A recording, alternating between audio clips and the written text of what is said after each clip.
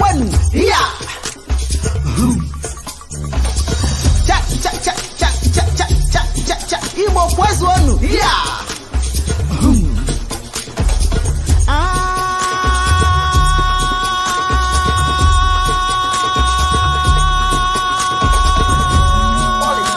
Oko nyamini nyamini.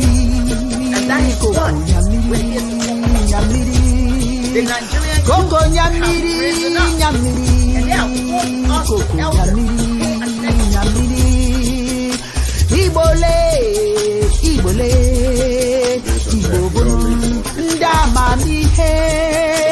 Ibole, Ibole, Ibobonu, ndamamihe. Ebulanyelu, ebulanyelu, ebulanyelu, ebulanyelu.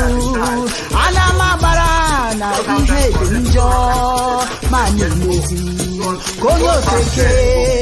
Anamabara nọ n'ihe dị njọ ma na-emezi konye ofeke. Igbo bụ n'ụdị ike, ụmụ Igbo bụ n'ụdị ike, ụmụ Igbo bụ n'ụdị ike, ụmụ Igbo bụ n'ụdị ike. Koko nyamini, nyamini.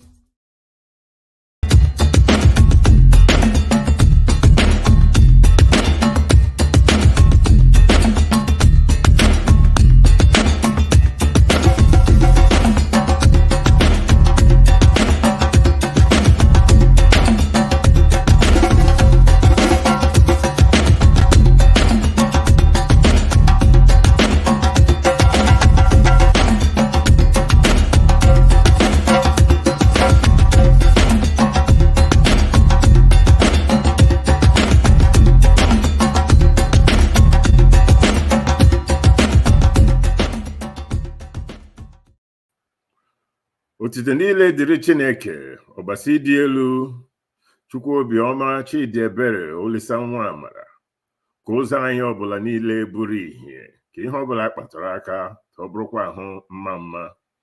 Ka ụwa niile site n'ozi ọma anyị a, nwa obi aṅụrị site ugbu a ruo mgbe na-ebighị ebi. Ọfọ ya gazie ise o.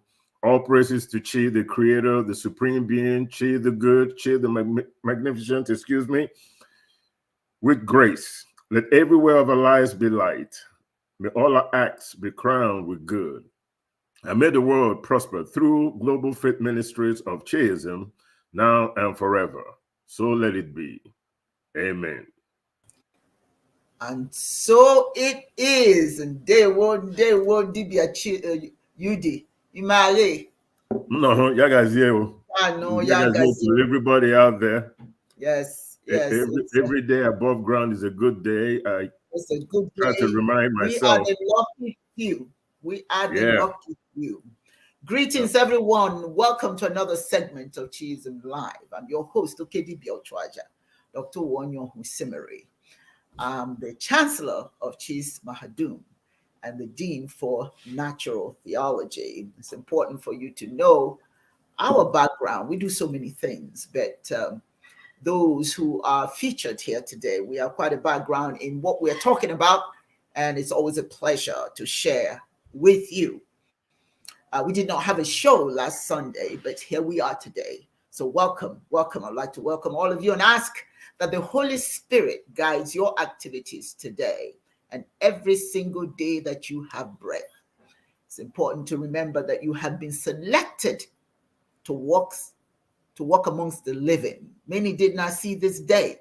You know, I always have to remind myself, even in my darkest moment, many did not see this day. I'm still inhaling and exhaling. That is the celebration that we should be focused on.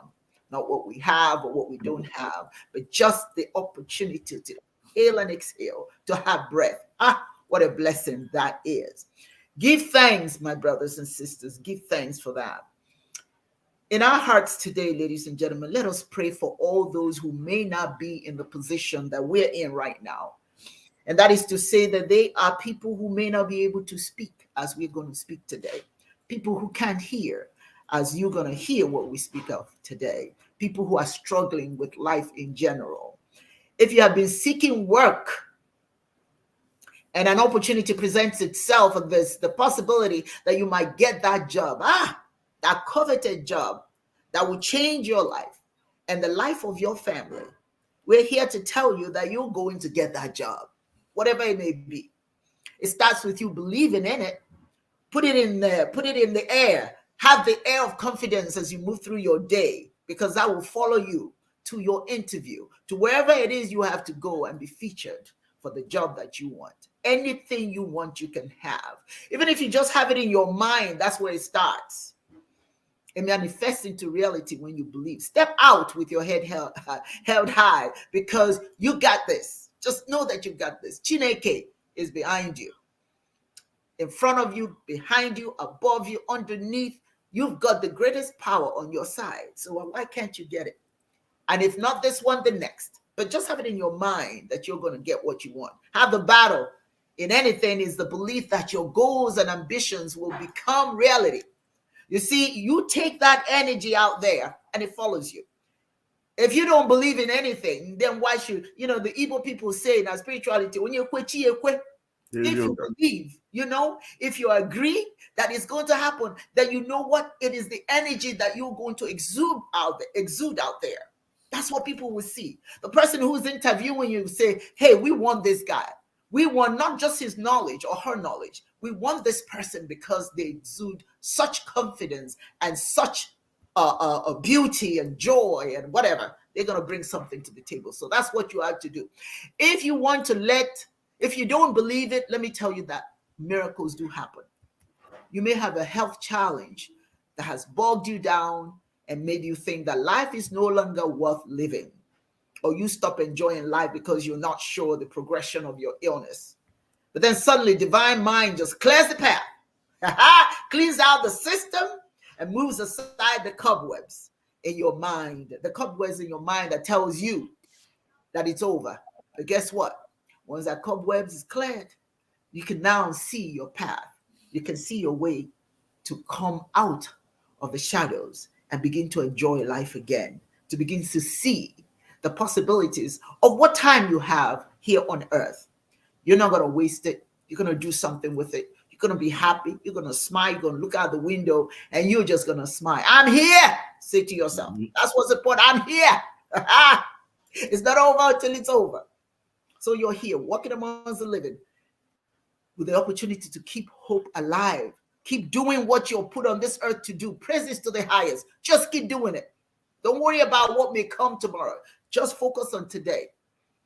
Focus on this opportunity, this gift, this present called today. Now I'm on this message. For some people I know who are listening. If you're missing loved ones, but you're too proud to reach out, swallow your pride and reach out. You see, when we feel that we have the upper hand, when we think that we want to become recluse for whatever reasons, we fail to remember that someday it is our loved ones that will be by our side when it's important. Not the so-called friends. See, friends fade away. They do fade away. Yep. You may not know it now, but they will fade away when you need them the most. I've seen that happen. You pour your heart out. You think these are your friends. Then you become a burden to them. They get tired of hearing your problems. Then you start calling them and they don't answer the phone anymore. But you know who will always answer the phone? Your family. So remember that. Reach out to loved ones today, tomorrow, a week, or whenever. Sometimes when you think that people are mad at you or you don't care or don't care about you, you soon find out that you're wrong. Put a thought out there, ladies and gentlemen, in the universe. For anyone that you think or you know may need some words of wisdom, some spiritual thought. You never know how your words of encouragement, your words of hope may permeate the universe and latch onto the mind of those who need it the most. You are a key ingredient to the healing of humanity. Know that. You're not just here to inhale and exhale. There's a purpose for your being here. And sometimes it's not just about you. It's about what you put out there in the universe that other people can latch onto and get better and heal. You can be a healing agent. Know that. Know that. That's so important. Ochodia Yudi, my co-host, the Dean of Education, Chief Education, the Department of Chief Education, Matthias Mahadum. Welcome, welcome, Thank you, I'm so excited about this show. And also, I would like to also add our Dean of African History, Dibias Dozier. Welcome. You're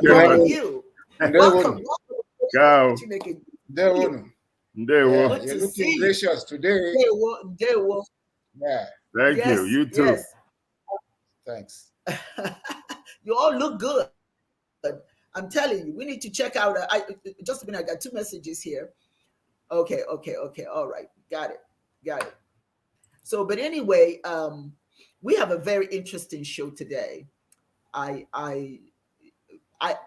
think this is important because sometimes we allow things to just fester. We don't talk about it, and then they just become a mess. But before we go into our conversation today, let's just have a brief discussion about the state of our world. The state of our world. What is going on? Let's see what's going on in the United States. We'll talk about that a little bit. Donald Trump has been fined $355 billion for forgery business fraud in New York. Whew. That's a big doozy. That's what's going on in the United States. And the guy's still running for president. I mean, I just don't understand. You know what? That's just it. I don't really know how to put it, but it's obvious to everybody. Can you imagine if it was a Chinese guy, Chinese American, African American, you know, any other American other than some Irish or German or French, European, in the situation that Donald Trump is in right now? You cannot even begin to imagine that person will be out here stomping for the presidency of the United States. In other words, it's not important about your character. It doesn't matter if you have a criminal record. As long as you're wealthy and as long as there's people out here support you, that's what's important. Right? You know, you are going from court to court. You're running for president. You're going from court. Hey, look, being right has no place in American democracy. What's more important to America, as far as the democracy here is concerned, is the constituency that you represent. If the constituencies that you represent buy into your character and what you stand for, and the promises that you've made to them, that they will be the ones that will be stepping all over everybody else as being on top of the food chain. Once you have constituents that see your point of view, want you to, you know, go out there and talk about how they feel, that's what's more important.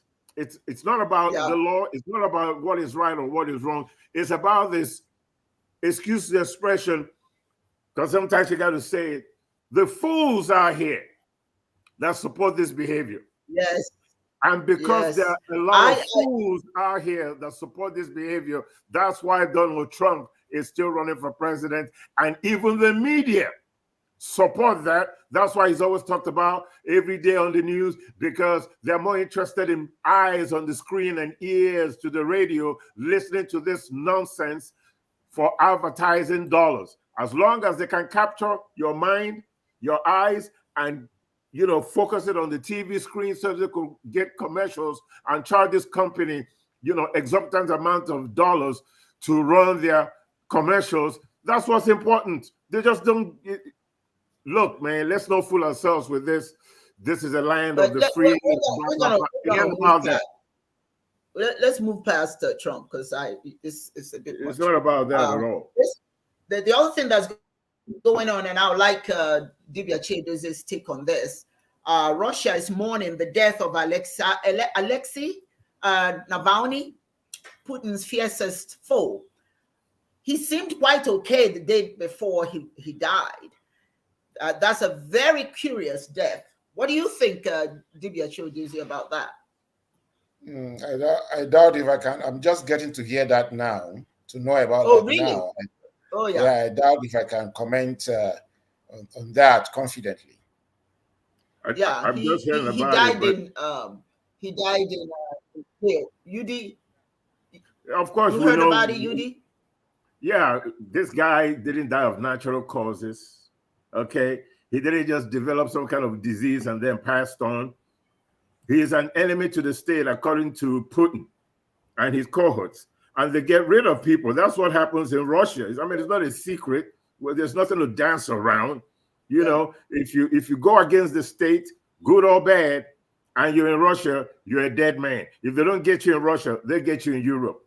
They'll get you somewhere. You could be going to the shopping mall somewhere in Brussels, Belgium, and all of a sudden you fall and you're dead. Why? Because somebody walked right past you and pricked you with some kind of needle with poison in it, or you're on the elevator in some other country in Europe, and next thing you know, you collapse, heart attack, you're dead.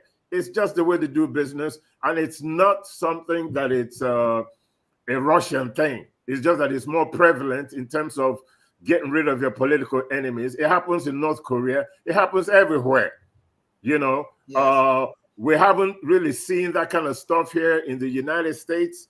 I think what we see more has nothing to do with leadership in terms of politicians opposing one another, but more of people here with guns going out and shooting people, like what happened in Kansas City during the Super Bowl celebration parade. Here comes somebody shooting up a crowd, one person dead, 22 people hurt, 19 of them children. You know, life is meaningless in the United States. The gun is more important than anything else. But I'm not surprised, you know, with the Russia thing. It's the way they do business. We know it. The world knows it. It's not a secret. The guy died in the, you know, at the hands of Putin. That's it. Yeah, well, that's the bottom line there. You know, that's just too bad. That is just too bad. But this one, and this will be our final what's happening in our world topic today. Access Bank CEO Herbert Wigwe, his wife and son, died in a crash along with former group chairman of Nigeria Stock Exchange in a helicopter crash. Now, you heard about that, Dibias Chodisi? Yes, did you hear about that? I heard of it. It's just along the line of the same thing. It's just along the same thing that what Dibias just said. It's a kind of deep state philosophy, but now from a personal point of view, I think the particular MD had a competitor within the Access Bank, whom they maybe 10, 20 years ago, they teamed up together to how Access Bank could project, bought up Diamond and some other banks and became the biggest bank in Africa.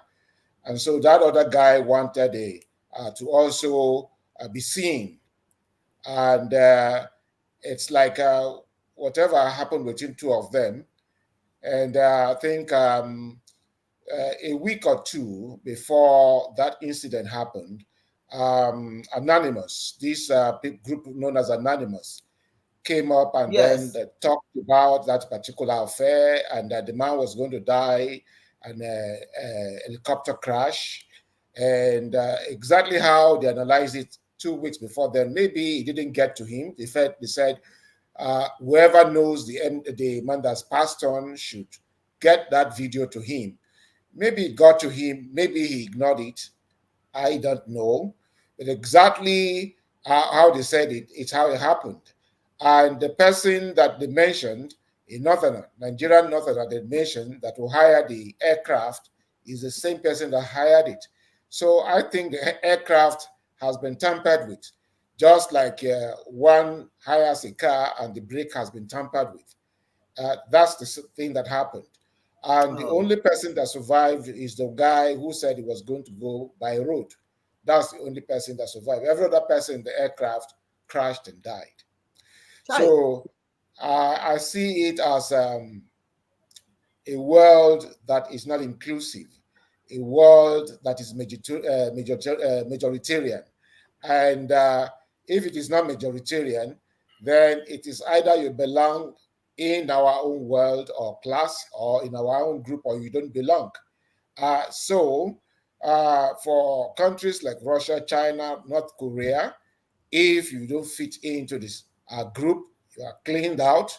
For countries like USA, they find other ways of dealing with the individual. That's exactly what I see that happens. It's a world that we are not used to, and that's why I keep saying, for those of us who hold into the African way of looking at the world, in a world where you have sharks, wolves, and all sorts of predators, then what you're going to have is that we keep losing out. So we have to find a way of living in this kind of world and live and maintain our sanity. If not, because for me, what has happened really, the man is dead and gone, but the project that he was about to commission and the people that were waiting to be employed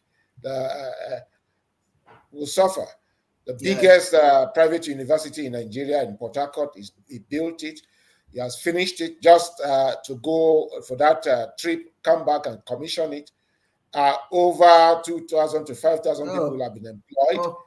That university has the best facilities that you can think of in Nigeria today. So when people do that kind of a thing, they don't think of the holistic view. They only think of their own personal view. Right. That's the thing wrong with us Africans. Others do it for state, like the Chinese, the Russians, they do it for the state. In the US, they do it for the state, except for those who go to kill other citizens with guns.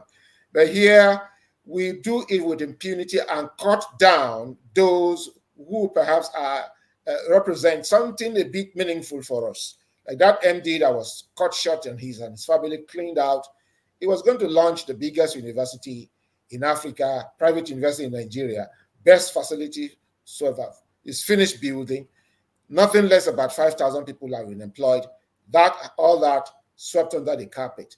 So it's a loss for us and a win for the individual that did that. Is it really a win for them? Is it really a win for them? You know, sometimes, he may think it's a win for him, but possibly for not. him as an individual. You know, and if people suspect him, if he's suspected to have had anything to do with this, he's going to have to deal with society that's going to constantly question him, no matter what he does. You know, did he get to where he is he getting to where he is getting to be? That's what I'm looking for. Where he's getting to be, is he getting there because of what he did? How did he get here? There will always be doubt that will follow him. There will always be doubt that will follow him. Yeah, for some few people like you and I, people like you and I who work on value, values like morality, we will question. But for the large part of the people, they have keyed into capitalism. So gone are the days you asked the process by which the man made his wealth. Today, what matters is that the man is wealthy. That's it. And so by the time you want to talk, others will hush you down. So you keep quiet. You are just being stupid. You are being. But guess what, though? Dibia? Guess what?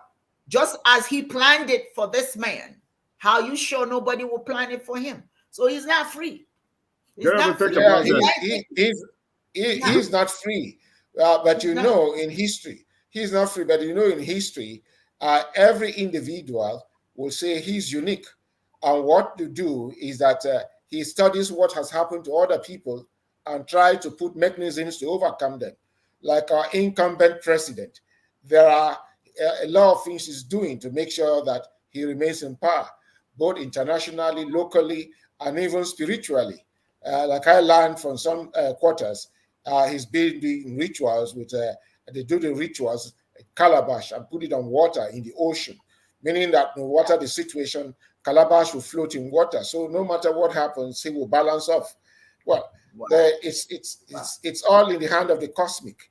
But I do know that no one can be greater than the cosmic force. I know that. No. But it's a pity that this sort of mentality, this temperament, has eaten deep around the world. And it's like if there is no divine intervention, we may just find ourselves at the ebb. Let me just say this right quick. My father, my father, and Ogele, you've heard about this. You've heard it. My father says that even a thief prays to God before he goes and steals. And if he's successful, he gives credit to his success, for his success, to God. You understand?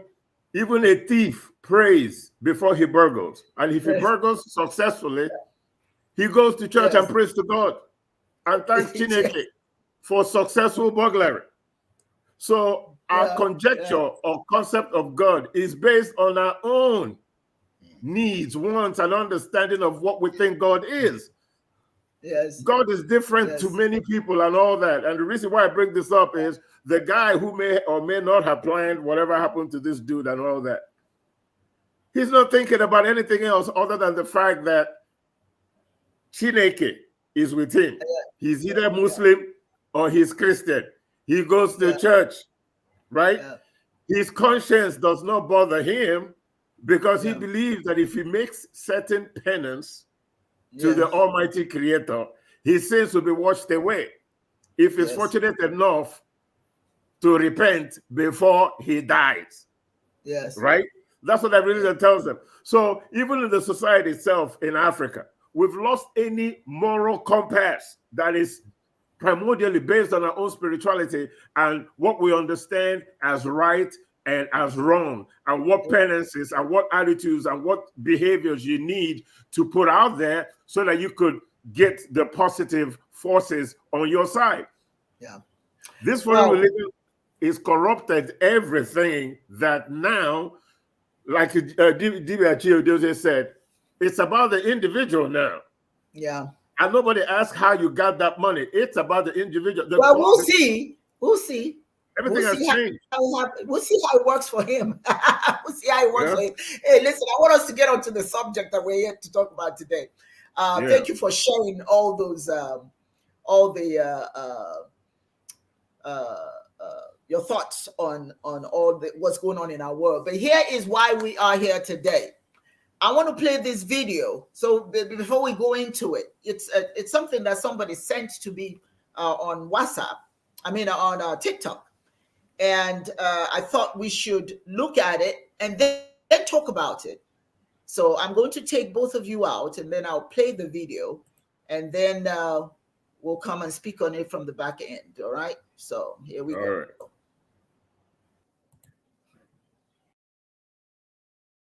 The founder of modern Zionism, the national movement of the Jewish people, was Theodor Herzl, and he said, after I liberate the Jewish people, I will go to Africa to help liberate the black people. Here is your latest Africa news.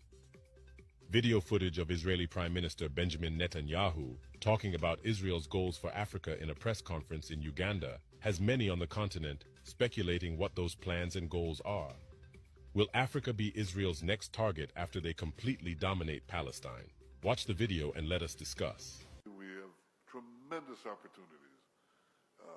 We've solved our water problem, even though we're a very dry land. We've solved our agricultural problem. We produce with great productivity vegetables, dairy. I always am boasting which cow produces more milk per cow in the world. You think it's a French cow or a Dutch cow. It's an Israeli cow. It's a computerized cow. Every move is monitored, you know.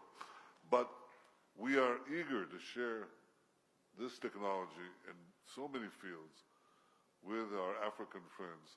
We think that Israel now is the best partner that the countries of Africa could have, and it's something that is dear to our hearts. The founder of modern Zionism, the national movement of the Jewish people, was Theodor Herzl, and he said, after I liberate the Jewish people, I will go to Africa to help liberate the black people. We have our African brethren, the Ethiopian Jews, who are in our society, and I personally work every few weeks to help integrate more and more and incorporate them in our society.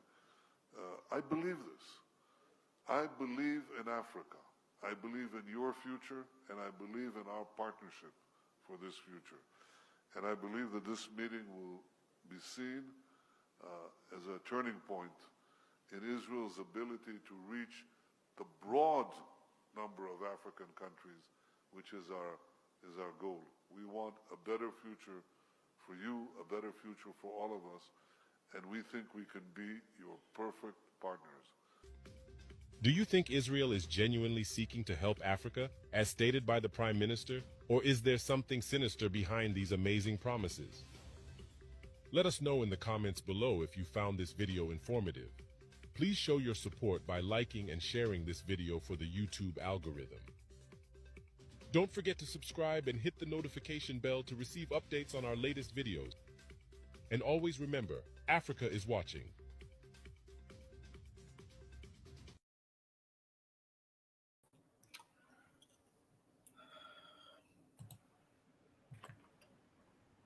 I'm just going to put it out there. They're coming again. They're coming again. Yudi, I'll let you go. You know, I don't even get upset at the Netanyahu. He's not who I'm worried about. I'm worried about us. There are Igbos right now that believe that they're Jews, that their ancestor is Abraham. They will have open arms, inviting these people just to come and rape Africa all over again. You trade one craziness for another, from frying pan to fire. You don't like Christianity, so you denounce Christianity. You are a black man. I don't like they enslaved my people. You're going to become a Muslim. Like Dr. Henry Clark said, a black Muslim is just a disgruntled Baptist, pissed off at the religion of the oppressor. That's it. So we don't like Christianism. We're going to just, how you say, supplant it, remove Christianity, and then bring Jewish nation right in there. And then finally desecrate the whole place and destroy it. Your conqueror doesn't have to apologize for trying to conquer you. You have to apologize for yourself for your inability to defend yourself. To defend yourself. Africa cannot defend itself militarily. Africa cannot defend itself intellectually. Africa cannot defend itself in any area of human endeavor.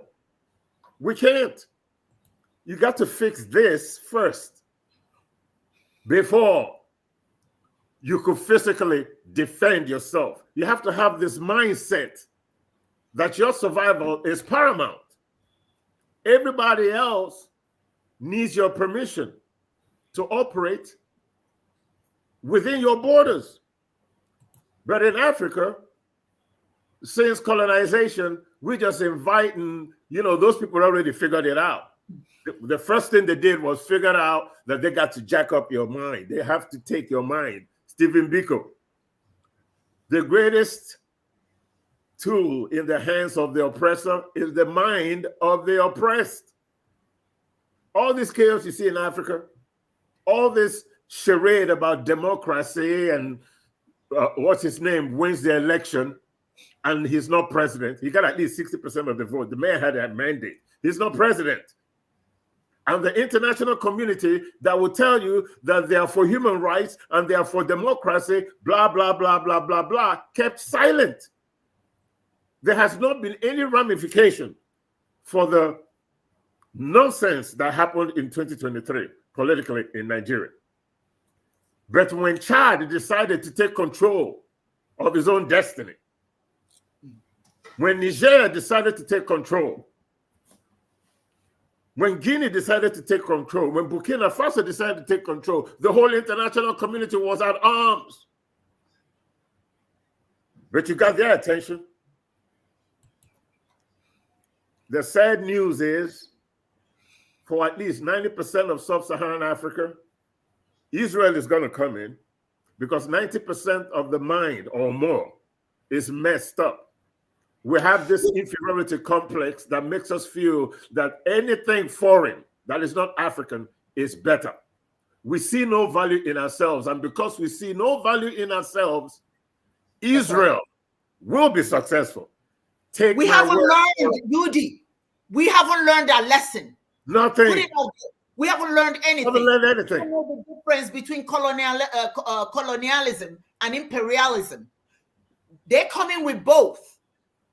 Initially, they came to colonize because of the what needed your resources to increase that. You know, when Europe was tinkering with technology, they realized that the resources are in Africa. Okay, that's why they all came in. If you have a lion, a wounded lion, a lion that has the lionesses and all of that around it, the hyenas will not attack it. One lion can chase away a bunch of hyenas if the other lions surround it, lionesses or lions. But if it's on its own and it's wounded, the hyenas will come in, tear it apart, and go for the next lion.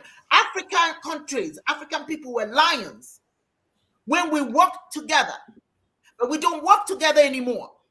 So we just sit there and wait to be waiting on the Lord. We're waiting. We're waiting on some miracle somewhere when we could come together and say no. So they've colonized you. They're taking your resources. They used imperialism to change your culture and institute theirs. Now we are feeding off the imperialism that they left behind, and they're coming back again to recolonize. People don't even understand what that is. They don't understand that them coming to colonize you, they come like they did before. They came with their Bible, and you fell for that, and you're still falling for that. Your mind is not here. Your mind is somewhere when you die, and they come in and they divided us like every European nation has a part of Africa. Every European nation has. You've got the French, you know, they're all there. Just like we are carcasses, that they come in like vultures and they scavenger hunters. And we open the doors. We allow them because, you know, like you said, we don't believe that we can. What do you mean you're coming to liberate us? Liberate us from what? From whom? We want to be liberated from you. From you. Now, we don't need you to come liberate us again. You see what I'm saying? So, but when I heard that the Africans are skeptical, what? Are you kidding me? You're skeptical? In other words, they're entertaining. You haven't learned anything. You haven't learned anything. They're skeptical. You can't not. And Africa is in love with Israel because of Christianity. Let's get that straight. Now, this man who's talking about he's coming to liberate us, I see how he's liberating Palestine. If he does that to his neighbors, what's he going to do to you? He's coming to liberate you and show you, teach you how to do this and that. Understand, my people. Oh, sometimes I just lose it. Understand what's about to happen. They are going to recolonize you because they need your resources. Israel doesn't want to be left behind because it sees China is in there. Russia is in there. We're just opening the doors. We're just letting everybody come in. And they bring what they brought when they came to colonize Africa. They're bringing it again. The carrot stick. It's like a donkey. When you put the carrot in front of a donkey, that's all the donkey sees is the carrot. You don't see he doesn't see what else is going on around him. We Africans, we're not seeing what's going on around him or what's coming in. Israel, go to Israel as a black Jew and see what they're doing to the black Jews there. I suppose there's okay. So now he's talking about, he's trying to integrate. Are you kidding? He was the very one who said that black Jews should not be in Africa. I mean, in Israel. that they should be repatriated back to Africa. Now he's going to... We need the video. Oh, come on. Listen, Dibias, share your thoughts. Because I can go on and on. Share your thoughts. I thought for me, it's not something we should grow annoyed over. It's something that we should be talking about how the few of us that understand what is going on, how do we form a nucleus that will grow? Because remember on this program we said, was it last year? It is, I've forgotten that name, they call it again. There's a particular age, they call it in the Rosicrucian Digest. And it's an age that only the group that is aware of what is going on will survive. Individuals alone can't survive. So Africa cannot escape the second attack. It's here already. Yep. Israel is already here. Mm-hmm. Israel is already here. Judaism, Sabbath church is all over Africa. Oh, yes. Yeah. Yes. And Israel has been in our western neighbor, Cotonou, Republic of Benin, and Togo. They have inked in there. And they are coming for economic control, just like China. Yep. So they are coming for economic control. And it is Russia that is interested in political control. Now, each one thinks that if it can control Africa, then it will have a backup. And so what is going on now, I have foreseen it, that Israel will make its interest in Africa formal with the current Arab war going on in Gaza. And it's obvious why. Yes. Because the target is against Islam. The target is against say it Islam. Again. And Christianity is not doing well to handle the threat of Islam. Why? Because Christianity have been so capitalized that they run after money. The Christian nations don't defend Christianity. So Israel had been making statements that whoever is a Christian and whoever is Judaist, they are their brothers. That's the ground that they wish to come in. So they come in with a ploy. They are going to fight terrorism. What the Christian nations are not doing, they are going to do it. So the first place they are going to come in will be the southeast of Nigeria. Yeah. But that's where the most Christianized. Yeah. So they are going to justify why they are going to get there. And the reason is that crimes have been going on. There has been terrorism, Fulanization, Islamization. Nobody is saying anything.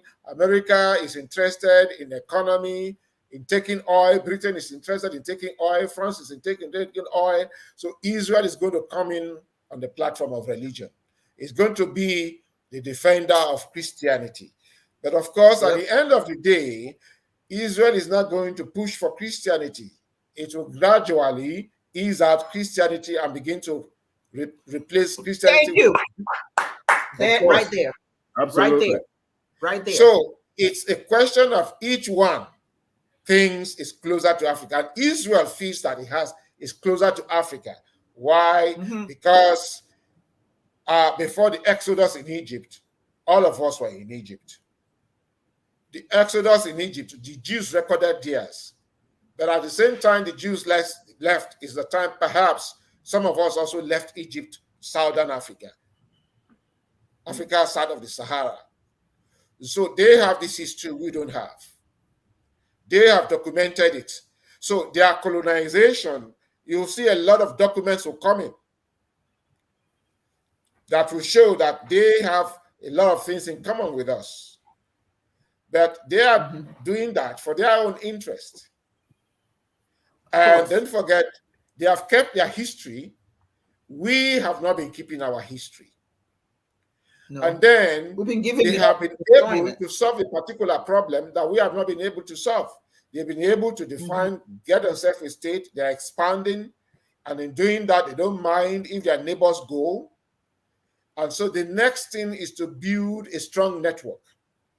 And that next strong network, they are going to bring out documents very soon to show that they are closer to Africans than Russians, than the Chinese, than any other group. That is coming very soon. And so the best we can do, that's why I say we are doing the right thing. This platform is doing the right thing, especially that particular race that was started by Keiko Onyo, which you have sustained. That should be the focus, to keep building that nucleus. Yes. Building that nucleus. Agreed. Because the people that you are talking about today, the Jews, don't forget just about 50 years ago, they fought a war of survival. They were helped, assisted then. Without that, the Arab states will have wiped them out. Today, they can defend themselves. And as they are showing it brazenly to the Muslim world, since everything we're doing, you're spreading Islam all over the world, it is time for Judaism to compete the world, particularly Africa, with the Arab world. The three Abrahamic religions. And so, and Israel is going to show that they have closer affinity with Africa. So that's the angle that Netayahu is coming from. However, we should know that those who call themselves Jews today, they are not the original Jews. Yep. They are not the original Jews. So, and those who call themselves Jews today, we should not, those who run Israel today, the bulk of them came from Russia and Ukraine, particularly Ukraine. Yeah. That is why Israel has kept quiet while Russia have been pummeling Ukraine, because go and trace it, go and look at it. I believe Putin has some Jewish connection. I believe so. He has some Jewish connection. So they've been quiet about the thing going on in Ukraine, because most of them came, a bulk of them came from Ukraine, and some of them came from Russia. And they were the ones who planned they used Hitler to plan the Holocaust, to wipe out those Jews that did not believe in the state of Israel. Jews who were settled in Germany, and they were the most successful in Western Europe. You are the most successful. So the current Jews that are handling the affairs of Israel today are the ones who use Hitler's conflicting identity. Because in Israel, your mother, to become an Israelite is through your mother. The father was from Austria.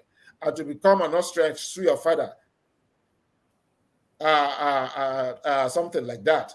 I think the father is Austria. The father or something is the mother is Austrian, and the father maybe I don't know, but it's such that in Israel Hitler could not be accepted, and in Austria he could not be accepted. So it was like an imposed figure, and in Germany, and then they used that particular conflicting identity of Hitler, talk him into wiping out those Jews that did not believe in the state of Israel. And so that is their style. They call them Zionists. They clean out. It's in their history to clean out even their own brothers that did not believe in their cause. Not to talk about other people. So it's a style they use. They are coming. And the only way we are going to fight them is group consciousness. Because what they are working on is the African current situation of hunger, poverty. Well, and that you're so right. You're so right. Those things, the hunger, all those things we're experiencing is done on purpose. Okay? Because as long as we are focused on our stomachs, eating, water to drink, somewhere to sleep, all of that, those things are so narrow that we don't look at the big picture. And they come in and at your weakest point, okay, a colonizer, if I may use that expression, functions only when you're weak, not when you're strong. And that is quite frankly when what was going on in Ghana, when all the Africans came together in Ghana, it was stopped. There was a reason for it. That wasn't a happenstance. That was purposefully stopped. Okay, because you're not supposed to be. You said something earlier, and I agree with you. You know, we have to talk about this and all of that. This is what Africans have done a lot. We talk. We don't express our anger. We don't let people know enough already. We talk and talk and talk, and nothing happens. Talk. That's what we do. The only reason why Burkina Faso stopped talking and said enough. Chad, Niger, they stopped talking. Sometimes in African Igbo language, we say, lawyer. If a woman doesn't act like she's crazy sometimes, you wouldn't know anybody paid dowry for her because she's passive. We Africans are too doggone passive. This is what, look at what Israel, let's talk about Israel for a minute. They bombed Israel, took hostages, killed many people. Did Israel sit back? Did they talk about it? They went to remind people, you're not going to do that again, even though they are killing kids, killing people. But they want to send a message, like you said, to the Arab world. We're not going to take that. But not us. We got a reason. Look, Africa has the capacity to take care of itself. Africa does have the capacity. When all is said and done, we had that capacity. We were taking care of ourselves before all these Europeans and Israelites or whomsoever came to our shores. When the strangers came to our shores, that's when Africa fell apart. And we're still falling apart because we don't show anger. Look at what happened in Nigeria. Look at what happened in Nigeria. Dibias. We had a winner. We had a winner. We had a winner. Just a minute. We had a winner in the election.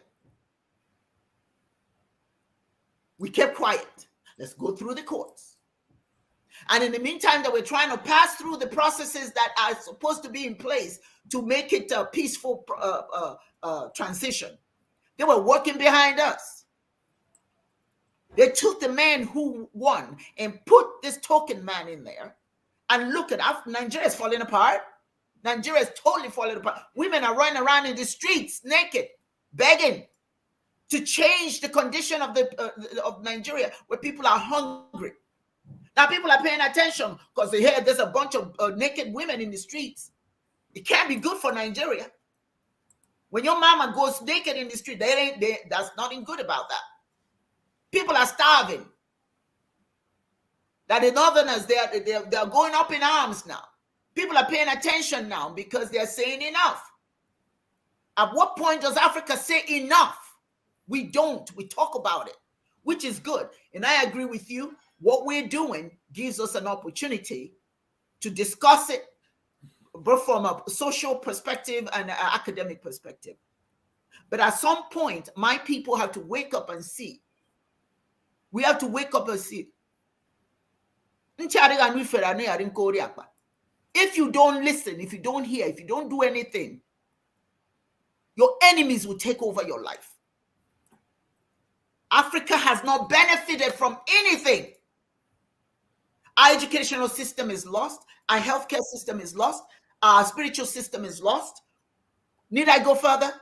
What have we benefited? There's nothing Israel is coming to Nigeria to do, to Africa to do, connect us with Israel.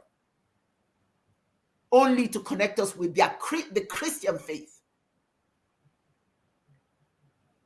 And sooner or later, brutalization of the people will begin to happen.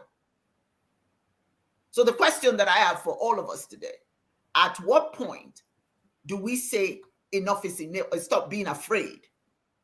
Stop being afraid and do something. Well, you just said something earlier. We don't have the military power. Yes, we don't. But what we do have is this mind. If we can come together with this mind, we can make a difference. Go ahead. Chidozie had his hand up. Then you. Okay. Yeah, like I wanted to say, I keep saying one thing that we must bear in mind. The first Pan-African movement in Africa failed. Why? When I was doing my PhD, I kept asking that question. Is decolonization working in Africa? No. Why did the first Pan-Africanism, why did it fail? And that's because for me, I came to understand that nationalism in Africa was fake. Nationalism in other parts of the world was based on ethnicity. No compromise, no pretense about it. When the Roman Empire collapsed, then there came the Italian unification, Prussian unification that is today Germany, Russian Federation. Then came up the British countries, and they fought their own wars of independence. And they had to realize that even though they are going to build a country, each nation should be independent. So that England has its independence, its currency, economy, ditto Scotland, Welsh, Northern Ireland. Belgium broke away from Netherlands. We can go on and on. In Asia, the same thing. The war going on in Ukraine today is still part of nationalism. But nationalism in Africa and Latin America was dictated from outside. It was not a race from within. Because, like you said, over 300 years now, we have been caught up from our own trajectory. First came slavery, then colonization. And colonization was meant to do something. When Otto von Bismarck called for the Berlin conferences that lasted a year, 1884 to 1885, there was scramble for a partition of Africa. That scramble for a partition of Africa did something. What it did was that it stopped the growth of any worldwide nation in Africa. It terminated that growth. Yes. So that all the empires that were growing in Africa were all terminated. In Nigeria, it afforded two foreign powers the opportunity to cooperate. The invading Fulani, who represented the Arabic civilization, and the British. And the one seeing that the other is superior, kowtowed. And so the superior force, upon independence, said, okay, let's hand over the baton to those who will be loyal to us. So through them, we still control Nigeria. That is the problem going on now. And so that's why for me, the bane of Africa is balkanization, not even colonization, balkanization, destruction of the evolution of the ethnic trajectory of Africans. And for us to move, we have to de-balkanize. And when I say de-balkanize, that simply means the word D-E means destruction, destructuring. We have to destroy the colonial foundation. And I've kept saying it. Insofar as there's Nigeria, Ghana, Cameroon, even Burkina Faso, what they have done is that they have welcomed the Russians and ousted the French. Burundi, what they have done in Burundi is to say they are no longer using French. They now start using English. Ditto Niger. So, and they're all addressing one problem, economic. Our problem is not economic. No, it's not. Thank you. Our problem is identity, cultural identity. There you go. Say it again. Look at Israel, small nation. See, because they are able to understand themselves, see what they are doing to the Arabs. See Russia. What Russia is busy doing is build the bulwark of the Russian Federation. It's the culture. And so there is no time that you start building a house from the roof. There's no time that trees grow from their branches. Which is why our own traditional ontology, the Igbo I know, start from the ground to the sky. We don't start from the sky to the ground. Bakano na kosisi jepo into again. Now, for us to move, what is happening today in Nigeria, if you ask me my opinion, I have always said it since I started my PhD and I finished my PhD. My supervisor asked me, what can I make of all that I've said? I said, look, I have blown all the grammar and I've done all the things. My regret is that I have finished all the grammar and PhD in English. I have gone to do research in my people and I'm reporting my people's civilization to the English people. I did not research in Igbo. Yep. And he said, isn't that too tribalistic? I say, yes, tribe, ethnicity. I don't want to be a detribalized Nigeria. I want to stand in my tribe and connect with other tribes. There you go. Absolutely. Yes, so, say it again. One thing we must learn is that we must dismantle the colonial structure. If we don't do it peacefully, we are going to do it violently. And this invasion will continue until we do that. Imagine today that there is an Igbo nation, Ijaw nation, and so on and so forth, Odua nation, and like that. Then immediately you do that. One thing that has happened is that this treaty by which they are holding us slaves, so that before we can do anything, we have to go to England for those who are Anglophone, and those others have to go to Paris for those who are Francophone. Once you dismantle these countries and go back to your ethnicity, what means is that those treaties are null and void immediately. That's what it means. Those treaties are null and void. Then it means that you have to divulge power back to the people. You can no longer control us from Abuja, from Lagos. Then we have to go back to our ontology, by which we start from the grassroots. That's how our ontology is. The Igwe in Abriba, or Mporo, or a place derives its power from the people. The people do not derive their power from the Igwe. Yeah. Which was why when the Portuguese were expected Oba Iwaru the Great to veto the trade treaty they brought, he said, no, you want to depose me. I am not the king like the king of Portugal. If I take a decision without consulting my people, I am no longer the king. Because decision has to come from the smallest family in Benin land before it will end up to my place. So it starts from the grassroots. So immediately that happens, that means we have destroyed the colonial structure. And then it will become easy to talk to the people. Because it will be easy for the people to talk to themselves. Then we are not going to be talking this language we are talking now. It will be that easy for us to understand that, okay, the Ijaw, the Bibio, they are our brothers. We have the same ancestry. Okay, the Ka group, we are the same ancestry. We'll now begin to trace our history from the internal. But today, we are made to look for everything from outside. So we will keep, insofar as we will remain with these structures created by the colonial masters. The structures are made deliberately for us to look from outside, inwards, which is anti-dialectical and unontological. It is unontological because ontology is about the self. The self could be I and it could be we. The I that understands self, the we that understands self. Then the other is the antithesis. So that self is the thesis. The order is the antithesis. Then we project to meet with others. When we meet the world bigger than we imagined, we projected, we come back to self to resolve the contradictions we met in the world. When we resolve those contradictions, we grow.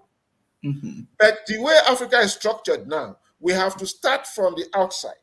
And we bring the culture, nomenclature, everything about the outside to ourselves. That's right. When we encounter contradictions within us, we'll not go out to resolve it. That means the out world will be growing more than why the inner of us will be dwindling. So until we go back to our ethnicity, there's no shame in it. There's not. Because the universe did not start big. The universe started small. All of us seated here started by the fusion of one spermatozoa with, there are millions of spermatozoa that went for the woman's egg. The only one succeeded in penetrating it. Only one. And then the division begins until 5 months before you begin to see something that looks like a human forming. Then 9 months, it's out. Even that 9 months, you have to start pressing it, making sure you press it very well. You mold the head. I see when my mom and then later my in-law, mother-in-law, give birth to my children and my younger ones. You do exercise for the little child, hold the two hands together, you take it behind, take the leg upside down, the child will be crying, mold the head, use some snail, this thing, put it there with oil, mold the navel so that it does. It takes long to mold a human being. That's right. And we cannot mold ourselves until we go back to our ethnicities. That's what happened in Europe. That's what has happened in Asia.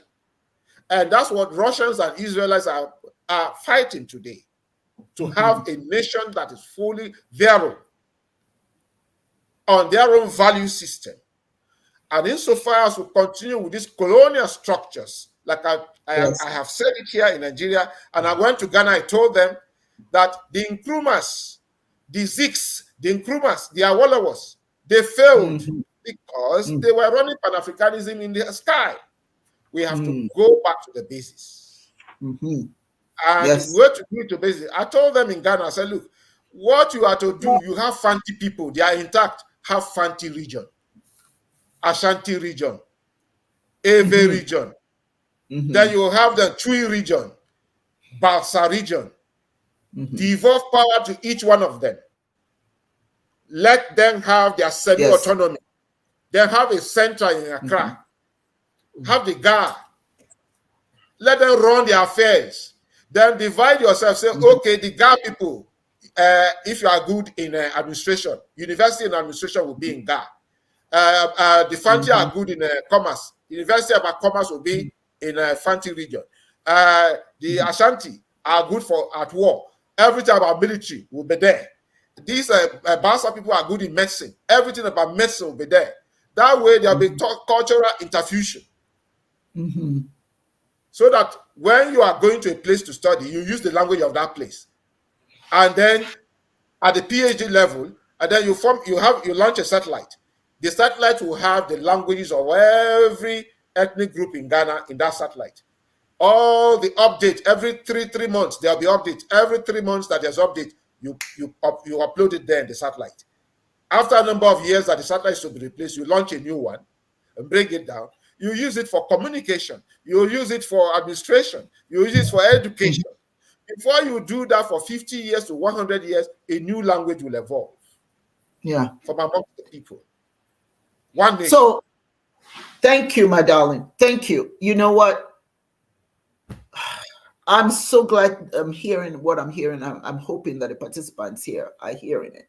The bottom line here is we don't need any outside forces to teach us how to be African, to liberate us. We need to go back to the roots. We need to go back to our communities and build up our communities and then reach out to each other. If we could all Africans come together. We've tried it. And again, I want to go back to what happened in Ghana. I mean, they came from every part of the world, or Africans from everywhere. That failed. And unfortunately, Dibias, it was the Ghanaian president that stopped that. So who made him do that? To this day, we don't know what happened. People are still very upset about it. Okay.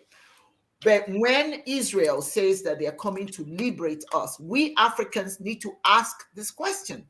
Liberate us from what? From who? We cannot be used for one group to use us to pit against their enemy. The Jews want to use the Christians against the Arabs. Ultimately, do you know who dies? We do. The Africans. We are the ones that will lose our lives in their conflict. Because you can't go to Israel and do nothing. You as an African can't step in there and do anything. But they can come to us because they want to liberate us from the Arabs. Who's going to die in Africa? Is it the Jews? It's the Africans in that conflict. Arabs, the same thing. It's the Africans. So the point I'm trying to make is it's a global world.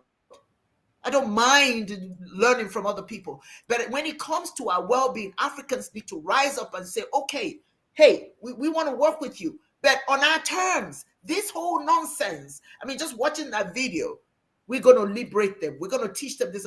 We gave the world civilization. How come we can't use our own knowledge to uplift ourselves? Why do we need all these people coming in here to uplift us? So when I say we've got to raise our voices a little bit, that's what I'm saying. We need to be able to say to others, okay, we get it, but we've got the capacity. We can help ourselves, and then let the Africans start to look to themselves to solve these problems. Like you said earlier, Dibias, we're always looking out and then trying to draw in. We're taking other people's ideas and cultures and use it somehow to build ourselves up. It doesn't work that way.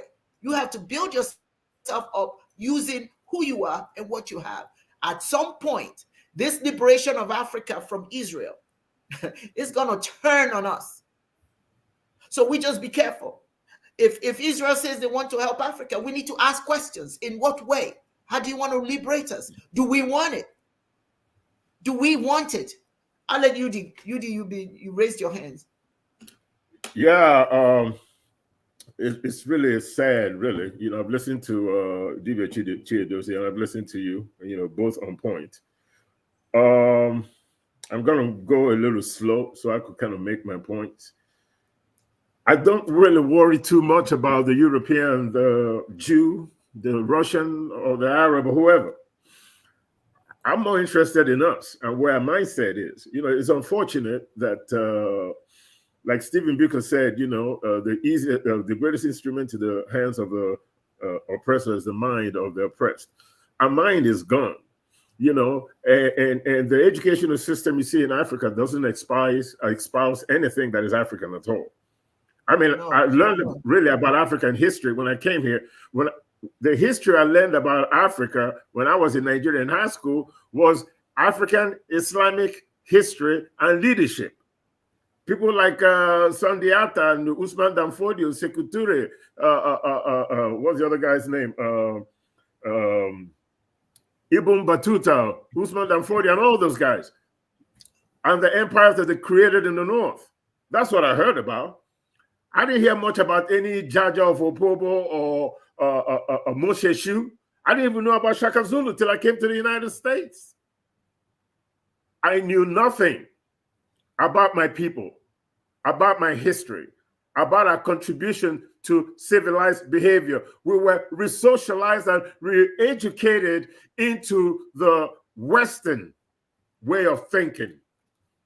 Like Dibias mentioned earlier, we built Pan-Africanism in the skies, and while we enjoyed those 3 or 4 years of freedom before civil wars and coups and everything else became the norm in Africa, we failed to build cultural institutions that stressed our contribution to civilized behavior, that talked about our primordial past, that talked about our spirituality, our religion, that talked about medicine, architecture, all those things that kept us cohesive before the European and the Arab came to our shores. We never instituted that in any of our schooling.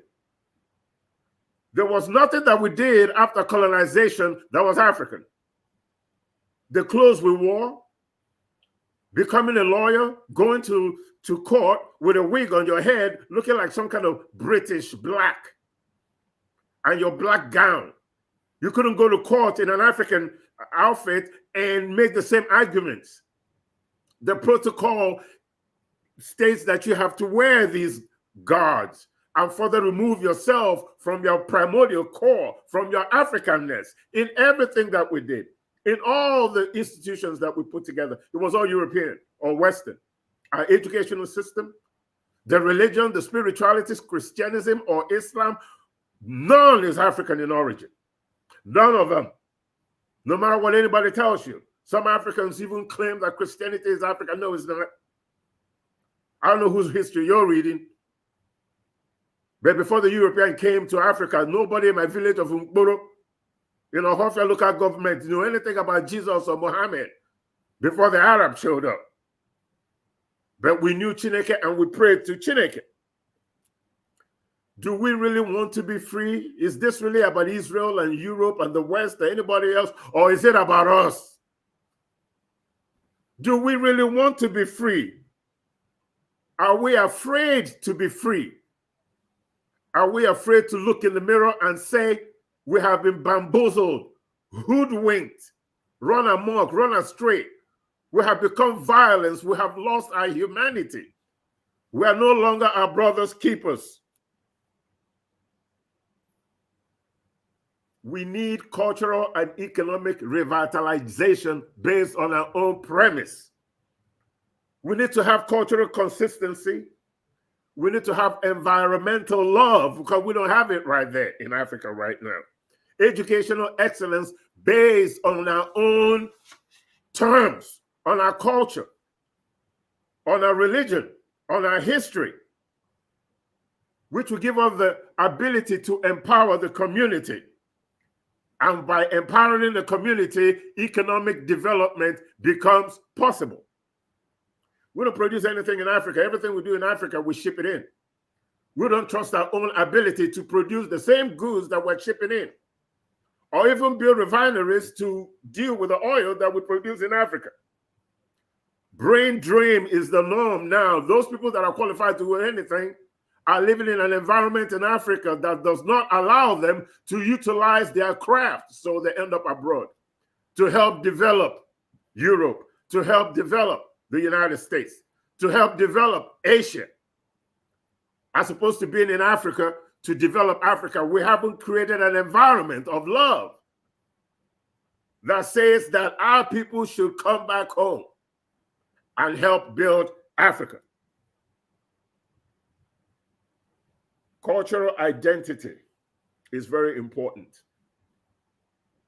in nation building, or should I say nation formation, nation building, and nation management in that particular reign. That's Pan-Africanism. Nation building, we don't understand that, let alone talk about nation management. We can't even form one. We can't even unite as a people of African ancestry globally as one nation to be able to deal with this imperialism that is about to snuff us out regardless of where we are in the world. Ethnicity is absolutely important. Dibias just talked about it. But ethnicity is like a cauldron of soup. It's part of that makeup. When you bring all the different ethnic groups with their different expertise, you are able to create sweet okra soup that you can eat till you're full, happy, and satisfied. But how do you manage ethnicity in Africa? Because we got hundreds of thousands of them. They will need to be managed. And they will need to be managed based on a common language, maintaining your primordial core, but having a common language that every Black person in the world understands. Figure it out. Chinese people have 1.2 billion people in there. They got different ethnicities in China. The Mandarin or the other common Chinese language is dominant. Whether you're here in the United States, whether you're in China, it doesn't matter where you are. You understand the language. That's a unifying force. Religion. If you're in India, Hindu or Sikhism. If you're Japanese, it's Shinto. China, Buddhism, Confucianism, Taoism. Choose your poison. In Europe, Europe is united, not from a common language. They speak Dutch, French, German, English, whatever, Polish. But they're united under one common religion, Christianism. The calendar, the cultural calendar, unites the people. It doesn't matter where Chinese people are in the world, they celebrate the Chinese New Year. That is their sense of identity. Europeans, the Gregorian calendar, they use that as their sense of identity that came out of Greece. Yudi, at this time, if you don't mind, I would like you to go into the African calendar. Yeah, I was just about to segue right into that. Okay, great. Please do. Yeah. Excellent. You see? Excellent. So, reason why I talk about the calendar is because it allows us a way to celebrate what we have in common in all African ethnicities. Yes. And what do we have in common in African ethnicities when it comes to our calendar as a unifying force? I submit to you that all sub-Saharan African communities have a 13-month calendar. All calendars are 13 months, including the Gregorian calendar, until Christianism or the Catholic Church became the official religion of the Roman Empire. And the last 13th month, which was the sign of a snake, was removed because, according to them, the snake is the devil. And they got rid of that. We need a common calendar to help unite people of African ancestry under a common cultural focus. All world spiritualities and cultures have a cultural calendar. And cultural calendars serve as instruments of social control and discipline, which we need. We have our own cultural calendar. I'm an Igbo man. We have the Igbo, African Igbo calendar, and we're trying to make it available to everybody to understand that even though you have your Ethiopian calendar, you have your Yoruba calendars, you have your Zulu calendars, you have all these different calendars. What they all have in common is a 13-month calendar system. So what we've done with the African calendar, the African Igbo calendar, is to suggest a way to unify people of African ancestry under a common cultural focus. Just like the Indians are united under the Hindu calendar, the Chinese calendar, the Japanese, what have you, Africa needs its own, should I say, continental calendar. And we don't have to argue about, should we adopt the Zulu calendar? Should we adopt the Yoruba calendar? Should we adopt the Ethiopian calendar? Because once we start there, then we defeat the purpose of the exercise in the first place. Just choose one. While you maintain your ethnic calendaring system for your local celebration. But we need something that we all have in common to bring people of African ancestry together under a common cultural focus. Now, we created something like that. It's called the African Calendar Book Series. It's African Igbo Calendar, and it's an illustration of African Igbo dating system prior to the introduction of the colonial or Islamic calendars to Africa. And the idea behind this calendar is not just for you to understand how we kept time and date before the Europeans or the Arabs came to our shore with the Bible in tow and the Quran in tow, but it's a way to also showcase all the contributions that people of African ancestry have made to civilized behavior. You will learn about our prowess in leadership, in science, in arts and culture, great empires and civilizations. It's really a good learning tool. If you're a teacher, you can use that in the classroom or at your house. You're able to discover Africa's rich history, culture, and contributions to world civilization since the dawn of discovery, right? We don't have to wait for Black History Month to celebrate African history and prowess and our contributions to civilized behavior. We have to understand that education is a course introduction and cultural promotion. That's what education is. Let me repeat. Education is a course of induction and cultural promotion. It's an instigation by which one is forged to fit squarely into the society that he or she belongs as a responsible citizen. That's what education is. Now, Africa as far as this calendar system is concerned, as far as the unification of Africa is concerned, Africa, and this is true Pan-Africanism thinking here, and one of the proponents of this was W.E.B. Du Bois. And he says that African unity will come when each community, each ethnicity, each clan, each ethnic group gives up a part of its culture for the good of the whole. So by putting the African calendar there, we're not, we don't want people to start arguing about the fact that it's an Igbo calendar or whatever. We have to give up a little bit of who or what we are for the good of the whole. And African calendar seeks to bring together what we share, what we have in common. And one of the things that we have in common in Africa is a 13-month calendar with 28 days. All of them coming out to 364 days a year. The Igbo African calendar is a cultural calendar. It's an agricultural calendar. It is based on the New Yam Harvest Festival, which takes about that long for the yam from when you put it in the ground for it to be harvested. And we celebrate that between August and September of every year in the Gregorian calendar. But for us, it's the month of Fijoko unfailingly, which usually falls on the 25th of every month, every August, every year. The month of Fijoko is when we celebrate the New Yam Festival. So the African calendar, you might ask yourself, what is really the reason behind this, right? And the reason behind doing it, like I mentioned again, is to bring people of African ancestry under a common cultural focus. We need to unify Africa.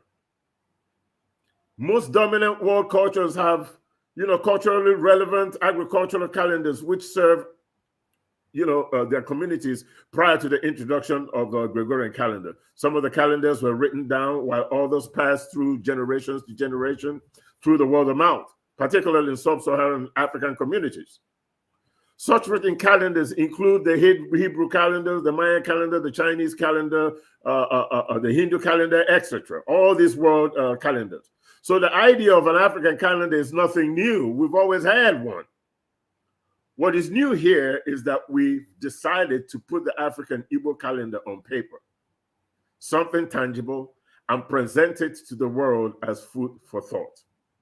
Now, more than often or not, opulent world communities have a common core. They are culturally original, and they flaunt, promote, and also expect their cultures outside their borders, both as a measure of goodwill and also as a protective mechanism against cultural extermination. Cultures, or should I say, culture is the backbone of any community. Let me repeat, culture is the backbone of any community. Therefore, it is mission critical to promote one's culture as part of a cauldron of human experiences. Now, in African calendar, we're confident that a person will have no interest in traveling to England if the British culture was just like that in Africa.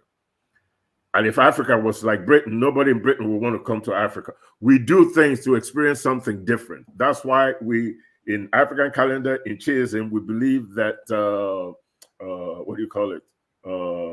diversity is divine.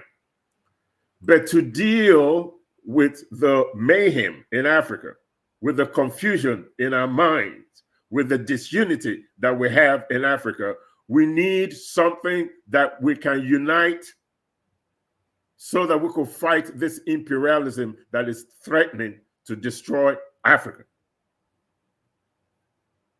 Now, what's the cosmogony behind the African calendar? African Igbo lunar calendar is authentic African cultural calendar that was used by African Igbo people to track the lunar calendar year prior to the introduction again of the Gregorian calendar or the Islamic calendar to Africa. It is an agricultural calendar based on the yearly cultivation of the African white and yellow yams, and culminated in yearly harvesting of the yam, which signifies the celebration of the New Year Harvest Festival, which begins the lunar calendar year. Now, in our cosmogony, we have 13 months. The month of Fijoko is the first month. You have the month of Ikenga, you have the month of Iguji, you have Unkpocha, you have Ekuroche, you have Ipiale, you have Imomiri, you have the month of Amarioha, you have the month of Kamalo, you have the month of Ezelu, you have the month of Anyamu, you have the month of Efufe, and last but not the least, the 13 months, you have the month of Agunsi. Those are the 13 months in a year and 8 days in a week. The common practice is to say that Igbo calendar has 4 days. It's true, but with a caveat. It's actually 8 days because the 4 days that we recognize are what we call the big market days, Oryuku. Right? The big market days are the 4 days of the general Igbo calendar as we know it. That's what everybody practices. That's what we think that it's more relevant than what we call the small market days, which is the, what do you call it? Eke, which is the first day. Then you have Orie, then you have Afo, then you have Nkwo. Then you have Ekenta, Orienta, Afonta, and Nkwanta. It's 8 days in a week. Those are the days, the Orienta, the Afonta, the Nkwanta, the Kenta, are when people are preparing to go to market. And the big market days are the days of Eke, Orie, Afo, Nkwo, Orie being the most important, which is really considered the big market day in Nkoro culture or agricultural system. That's when everybody really gets out there to sell their product, their ware, during the big market day of Orie. But in Igbo lunar calendar, it's actually 8 days in a year, not 4. You have Eke, Orie, Afo, Nkwo, then you have Ekenta, Orienta, Afonta, Nkwanta. So I just want to put it out there so that people understand that it's just not 4 days, but actually 8 days in a week and 13 months in a year. And by the way, for more information, you can go to www.africancalendar.org. www.africancalendar.org. And then you can see the new calendars that are going to be on the market very soon. I've uploaded them. I built the website, and hopefully, you know, it will become a success, and it will add to the discussion that we just don't have to talk about things. We have to do relevant things to help push the agenda of the African to the forefront, like the African calendar, like the Global Fit Ministries of Chiism, like Chiism Live, like Chiis Mahadum. We just don't talk about it. We are actually trying to get that done. Now, the African calendar is not designed for you to go to work on Monday with it, but it's for you to be able to see the relevance of African spiritual culture, African calendar system, and how we were able to function and manage our lives and fit squarely into the society as responsible citizens by using the African Igbo calendar. Just like the Jewish calendar, the Jews use it to be able to fit squarely, into the Jewish society. You go through Bar Mitzvah, our own, right? But for you to fit into the Jewish nation, you must first go through the Bar Mitzvah. So in every culture that is relevant, there's a rites of passage that is observed. This is a way of indoctrinating the mind so that you can know what your responsibilities are to your community and to yourself. The community comes first before you, not the other way around, like Western culture has imbibed in our minds, and we're now running around in the desert in Africa and waiting for rain. as opposed to just going into the dense forest and it's rain everywhere, every day.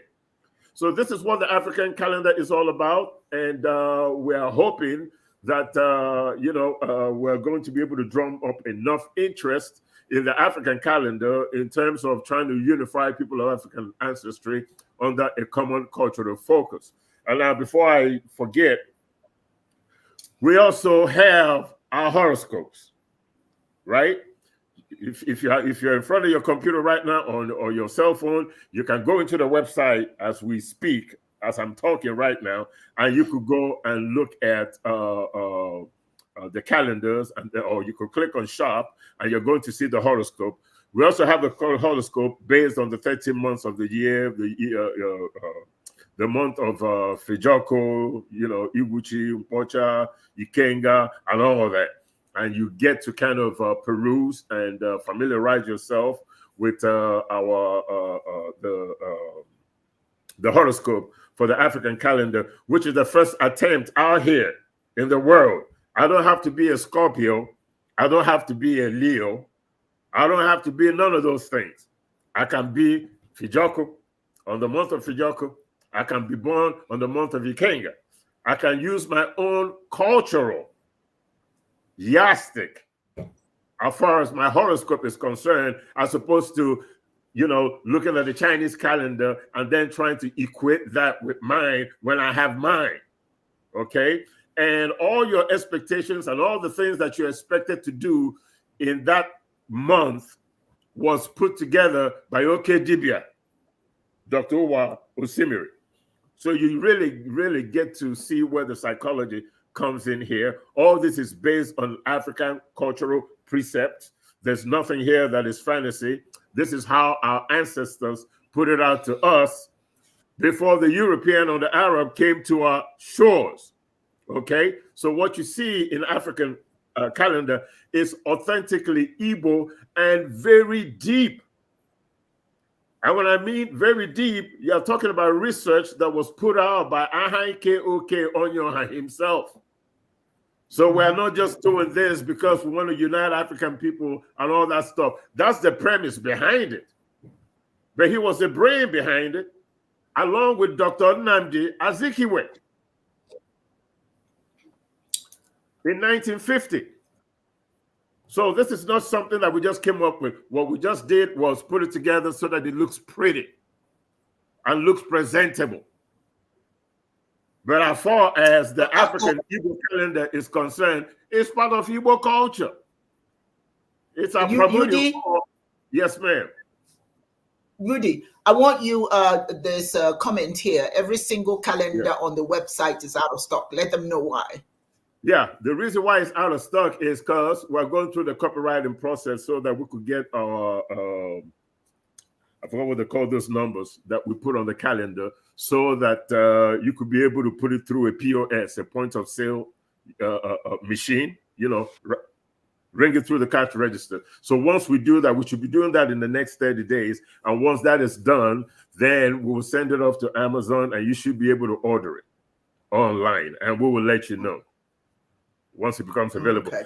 I have it as out of stock because I don't want people going to try to order it right now. Yeah. And we just uploaded those things. So we're in the building process. Most people don't know that the website is functioning right now. So I'm just using this program right now to talk about it. And then in the next 30 days, everything by the grace of Chineke should be ready to go. And you will know then, and you can order your calendars. Wonderful, wonderful. Thank you, Yudi. I have a question that somebody has asked. This is Akachi. I want you to answer it since it's it relates to the African calendar. She says, are there different calendars, different groups of Igbos adhere to? No, it's the same thing. What you see right here is relevant in every Igbo variance of the culture. The only thing that is perhaps not missing is the in-depth study of the calendar system. For example, the 8 days in a week as opposed to the 4 that is very common, because that's what people just commonly observe. But what we give you with the African Igbo calendar is everything, not just the short version of it, but we give you everything. Most people in Igbo culture, we're not talking about the month of Fijoko as your horoscope or Ikenga or Iguji, but that's what they are, because those are the months that you were born in. What we've done is bring it out so that it's even more relevant, and then we juxtapose and show you the relationship or the difference or the how do you say, the idea behind your horoscope, like your Gregorian horoscope or your Chinese horoscope, and let you know that we also have our own, so that we don't need to matriculate to somebody else's stuff. This is ours. So I'm supposed to be saying to myself, oh, I'm born, I don't know what the Fijoko, I think it's the month of Fijoko or something.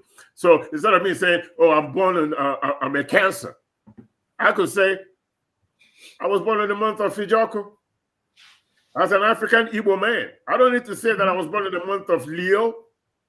I don't need to say that. I don't need to say I was born in the month of Capricorn. You know, that's pagan stuff. That's European stuff. It really has nothing to do with me. But I could equate and say the same thing by saying I was born in the month of Ikenga.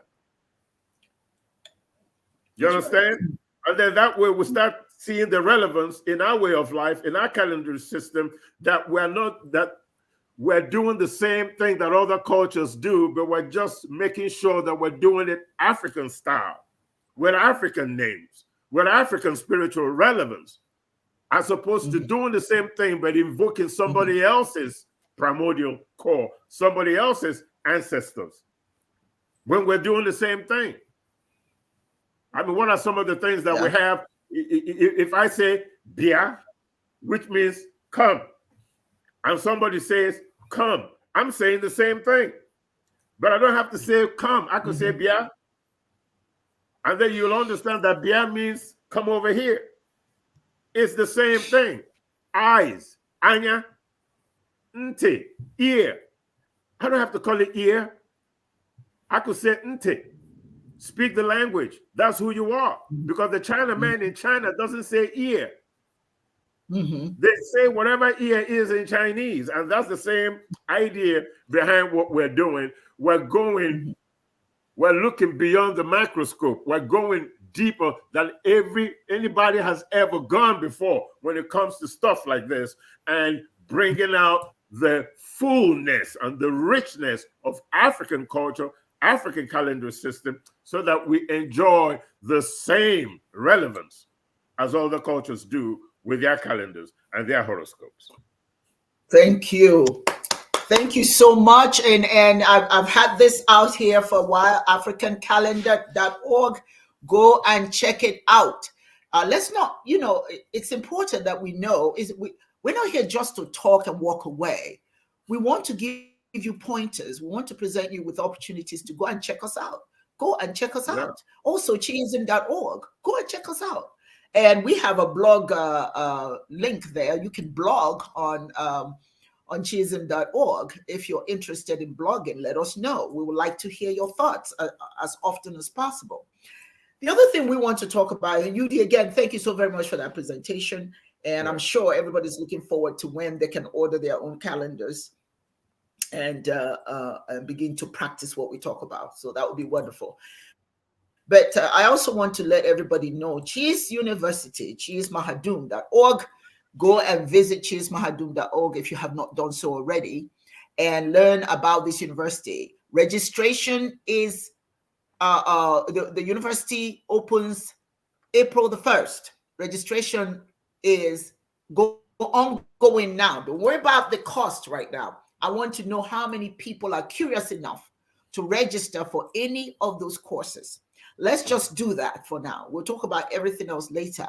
But register for either Chi's Education, of which UD is the dean, Chi's African Culture, of which Dibias is the dean, Natural Theology, I'm the dean, Obio Onyoha is the Pierce, is the dean for African Leadership. I want to see how many of you are interested enough to register. We'll talk about cost later. But right now, I want to see some registrations from you that are here, that have been hearing what we're talking about, and perhaps we've piqued your interest in any of those areas. I want to know how many of you are registered. Then next week, we'll talk about what that means in terms of cost and what that means for you. Okay, we have a meeting this it seems like everybody selected the 24th. We have a meeting, and we are going to have some discussions about you. So go and register for any one of those courses, because it does show that you can register for any one of them. And then next Sunday, we'll have an announcement for you. All right.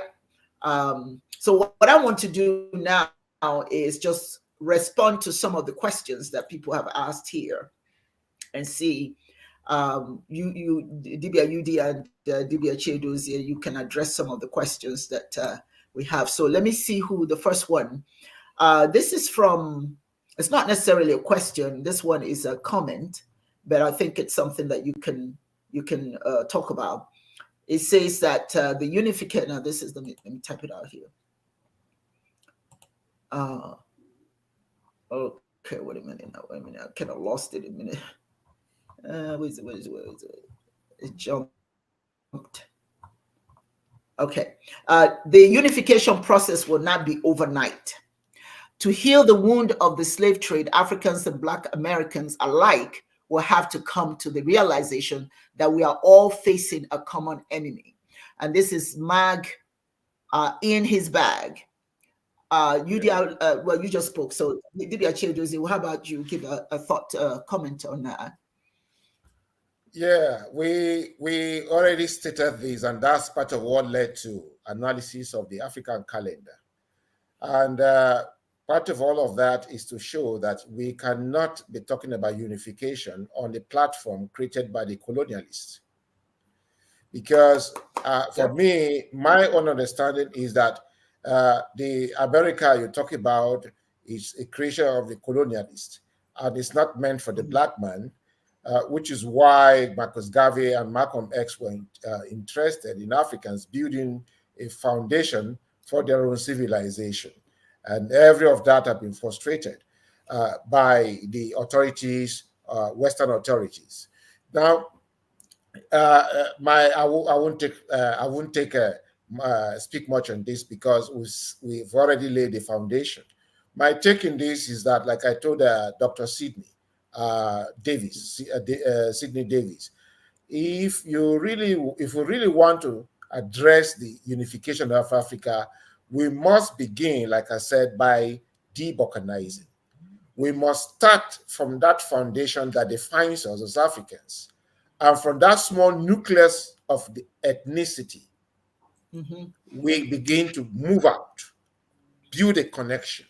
Because if you look at the structure of our village, of our own ethnicities, the way our ancestors built it, it starts from the little family. The family is made for the individuals, and the family is extended. It connects. It's a chain. It connects. Then you graduate to the 8th grade. The 8th grade is extended. It connects. Then you move on to the guild, the professional group. It connects until you go into retirement. Now the family to the immediate clan, from clan to village, village to the cities. And that's how it connects. Then when you look at the cells of our bodies, each cell has its own semi-autonomy. Cells of similar function come together to form tissues. Tissues of similar functions form organs. Organs of similar functions aggregate to systems, and systems form the organism. If you look at the universe, that is how it is structured. But we are badly structured now that our autonomy is structured from outside. And everything we have to do, whether we want to telephone, we want to communicate, we want to talk about calendar, we have to look at outwards. No people grow that way. For us to grow, we have to collapse the existing system. We should not be afraid to do that. But the fear is that those whom the colonial masters have groomed, and they are the so-called leaders, the university system, education system from kindergarten to university is meant to continue the building of the colonial minds that govern the African system. Ditto church, ditto mosque.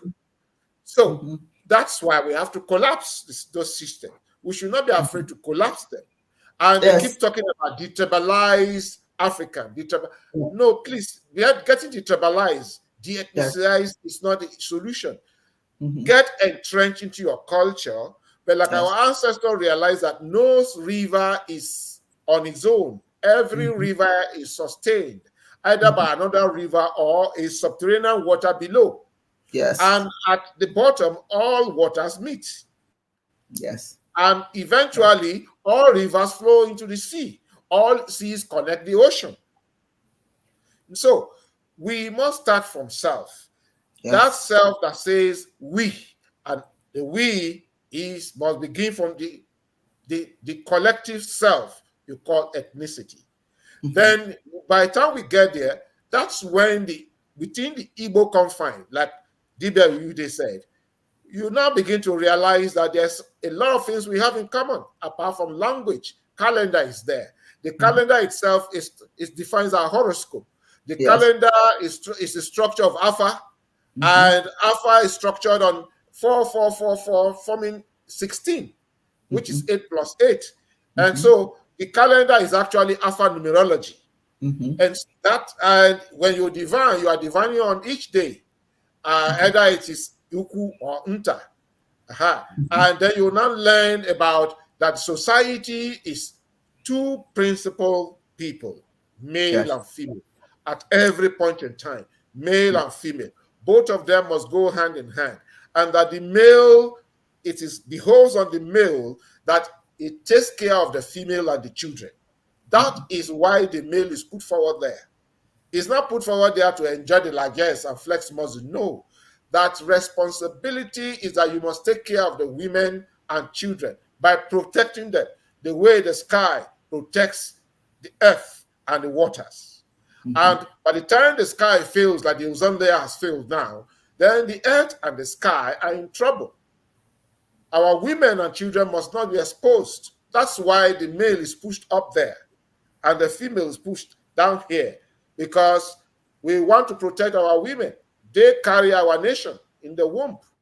So you will learn all of this. It is within culture, your ethnicity, that you will learn how your people cherish, observe, and everything African.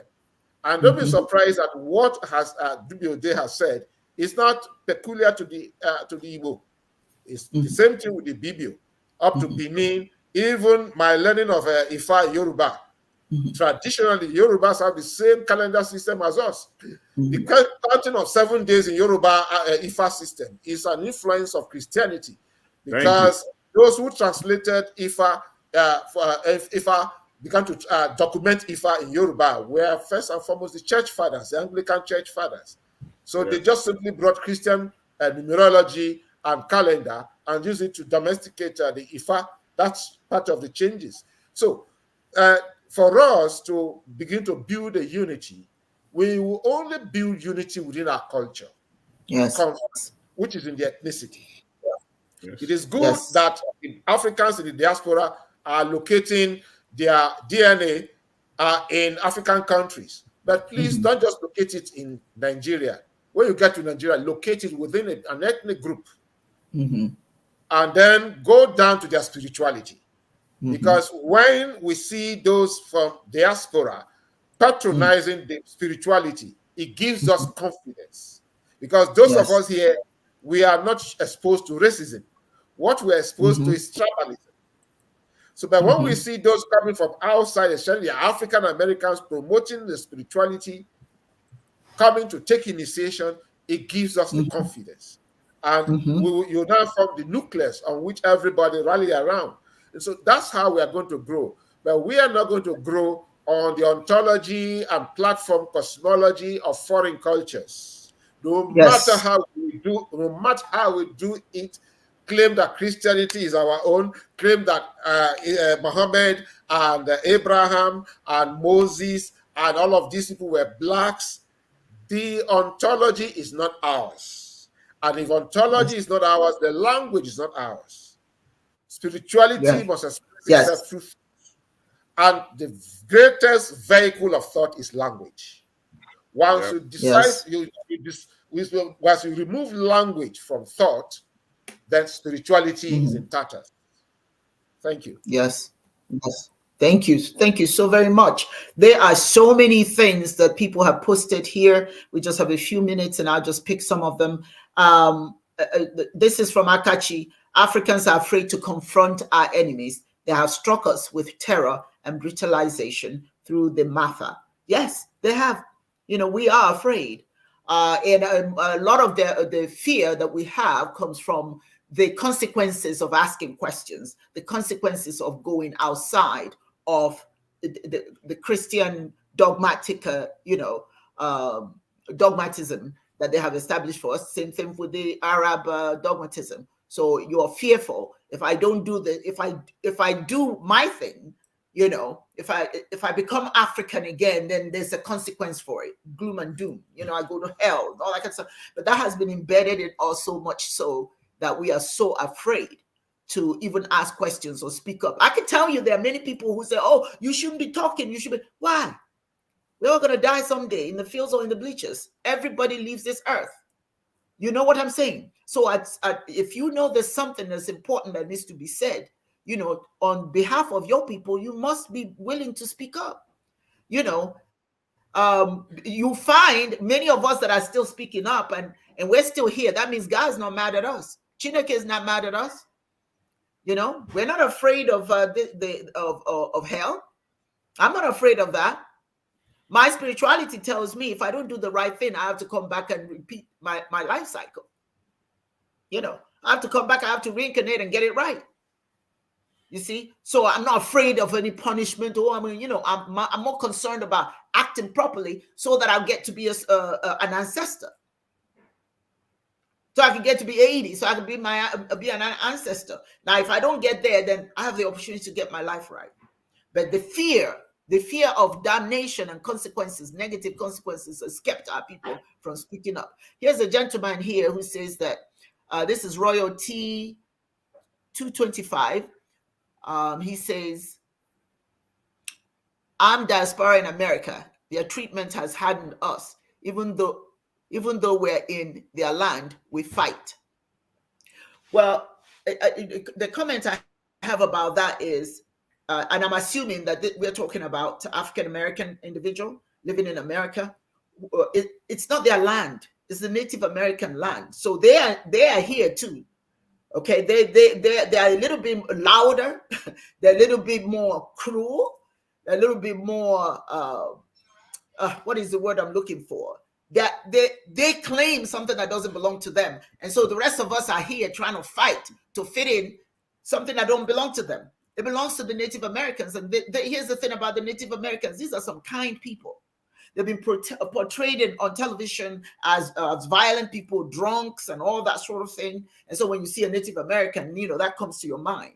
But this land belongs to them.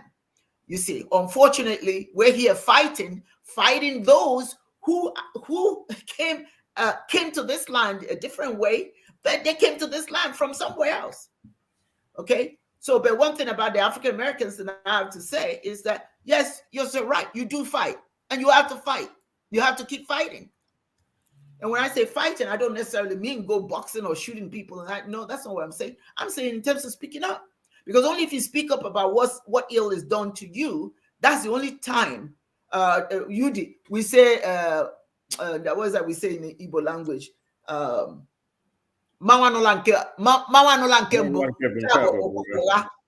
what does that mean? The spirit has heard your voice, the first thought. Anything else is a lie.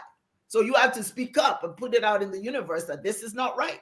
This is not right. And you don't have to keep accepting things that are injurious to you and your people. Here's another one here. And now you can answer this one. You can respond to this one. Let's see. Hold 1 second. This is Mag in his bag. He says, until then, this wound will keep reopening and be subject to further infestation. The wound being the mind of the African and the infestation being colonial mindsets. You just briefly touch upon that. That's very true. Yeah, this is one of the biggest things, is the mentality and all that. But let me just say this to my people, us. No matter where you come from, as long as you're a black man, you're an African. You understand what that says? Mm-hmm. The European, the Jew, whoever, Chinese, when they see you, they don't care if you're from Ghana. Mm-mm. They're not asking you if you're from Jamaica or if you're African American, if you're Nigerian, if you're Zulu. Mm-mm. They just see black folk. Mm-hmm. And the same venom they will spit at every single one of us, regardless of where we are located in this world. So the idea that there's something different about the Jamaican and the Haitian and the African American and the African in the motherland is total horse manure. That's what they want you to think, the divide and conquer thing. Mm-hmm. The Yoruba man thinks he has a more claim to whatever than Igbo man, Hausa man, and whatever. But in the end, in this world, we're fighting them. Mm-hmm. They don't care if you're Hausa. They don't care if you're Fulani. Mm-hmm. They don't care if you're Igbo or Yoruba. You're the ones giving a damn about that within the confines of your own borders and helping them to destroy yourself. Mm-hmm. And for my Jamaican and African American and British black and whatever black you think you are, whatever you are, those people that came here were Africans first before you became African American or Negro or nigger or whatever. Mm-hmm. So don't look at yourself as different from the African in the motherland because your ancestors came from there. We're one. In chains. So we're the same. We need to look at ourselves that way so we can unify and fight the forces that are out here trying to destroy us. Thank you. I just wanted to thank you, Yudi. I want to add this, what Dibias has sent me, which is true. And we need to be reminded that black civilization in the Americas predates that of the Indians, really. Of course. Okay. So your ancestors were here as well. And quite frankly, that's why you should speak up. That's why you shouldn't be quiet. That's why you shouldn't take it. No. Some of your ancestors were brought here and enslaved, but some of your ancestors were already here. So you have every reason to speak up for those that unfortunately can't speak for themselves because we have a lot of passive people. Then, if you have the guts, if you have the wherewithal to speak up against injustice, then you must do that. You must do that. You speak up for your ancestors who were brought here and those ancestors who were here before the Europeans came here. I have so many. Wait a minute. I got about 10 more. Oh, wait. Let's see. Let me see. Dibias changes here. You can handle this one.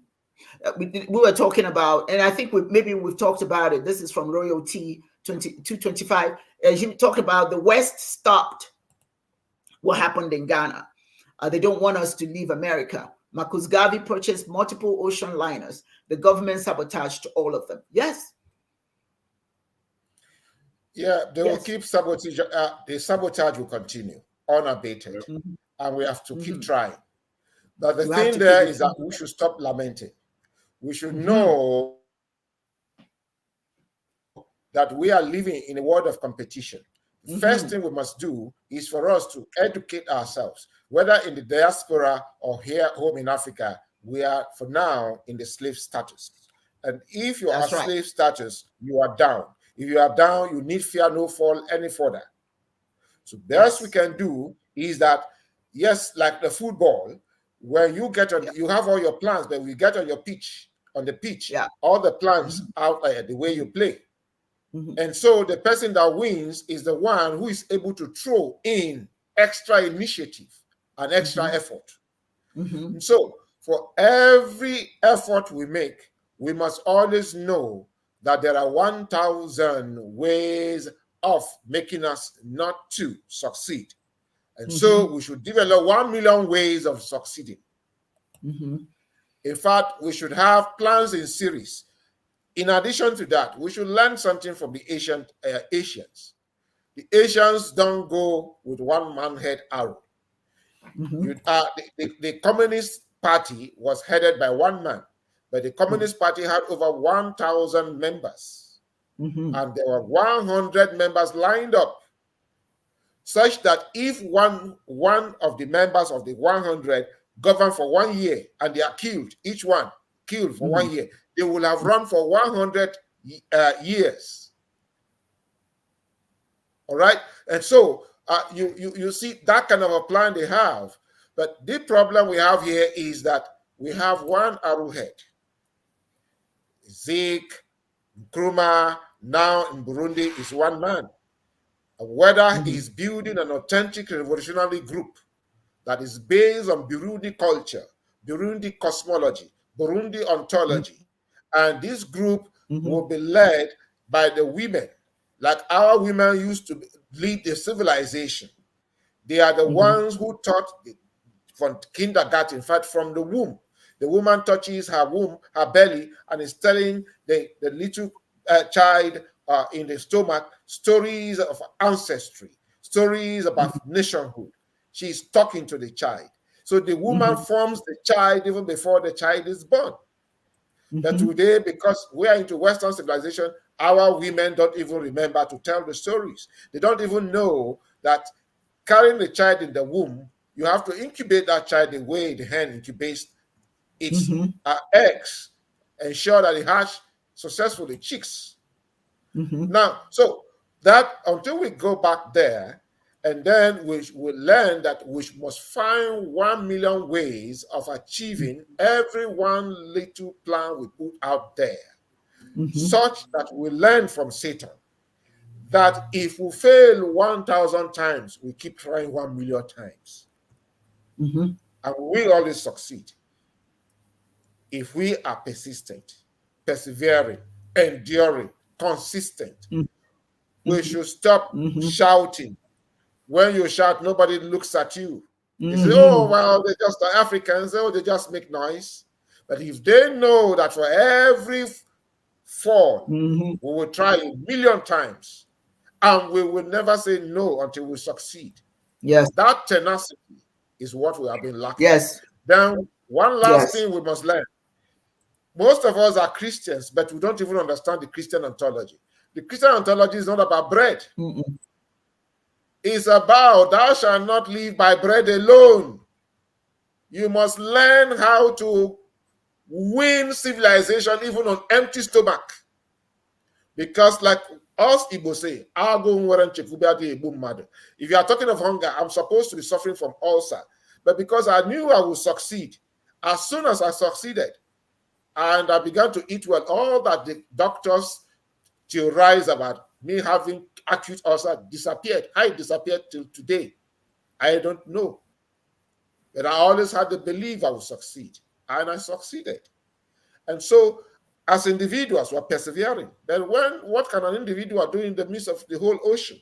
But if you are together, then we can help ourselves. So we have to build a group, know we need that group, know that the individual and the group are important. None is more important than the other. The group is meant to shield the other, the individual. The individual is meant to promote the group. It's pari passu. We build it, and as a group, we are persistent, we are resilient, we are consistent, pushing.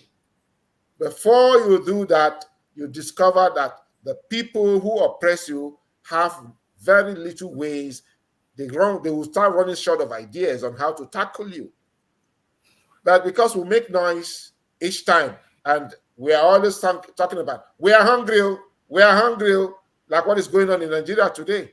And everybody is asking, the people that have been on the oppressed for 50 years, the Southeasterners, the Igbo, they are now shouting, we are hungry. The Hausas are shouting, we are hungry. The other people are shouting, we are hungry. These people who have been under oppression and shouting, we are hungry. Because they have realized that, look, we just have to raise up, overlook hunger, and push on. It's not as if we are not hungry. We are hungry. That's right. They have realized that we don't have to keep shouting, we are hungry. We are making the enemy to be happy. So to round up this particular session, there was a video showing where Nigerians are queuing up at the Dimota for bread and rice, and they were being flogged. Yeah. And somebody who played that in London, they asked him, where is the Igbo line? There's the Hausa line, there's Yoruba line, where's the Igbo line? And when I asked my wife, where is the Igbo line? My wife said, The Igbos simply told themselves they won't take that shit anymore. If it is bread, they rather go hungry than eat that bread. So that's it. Thank you. You know, we could go on and on, but I just want to end this program today by making a statement that Les Brown makes every time he ends his program, most of them anyway. He says that it's not falling that's the problem. It's staying down and how you fall. If you're going to fall on your back. Because if you fall on your back, you can look up, and if you can look up, you can get back up. Yes, people, we fell in the past. We have people coming after us, but we don't have to fall on our face. Let's fall on our back. If we're pushed, let's fall on our back. Let's look up. Let's fight back. Fighting back, please, just so I'm not misquoted. It's not about fist fights and all of that sort of thing. Fight with your mind. Fight with your mind. Don't buy all these things that you're sold. That's why we end up and do the dance.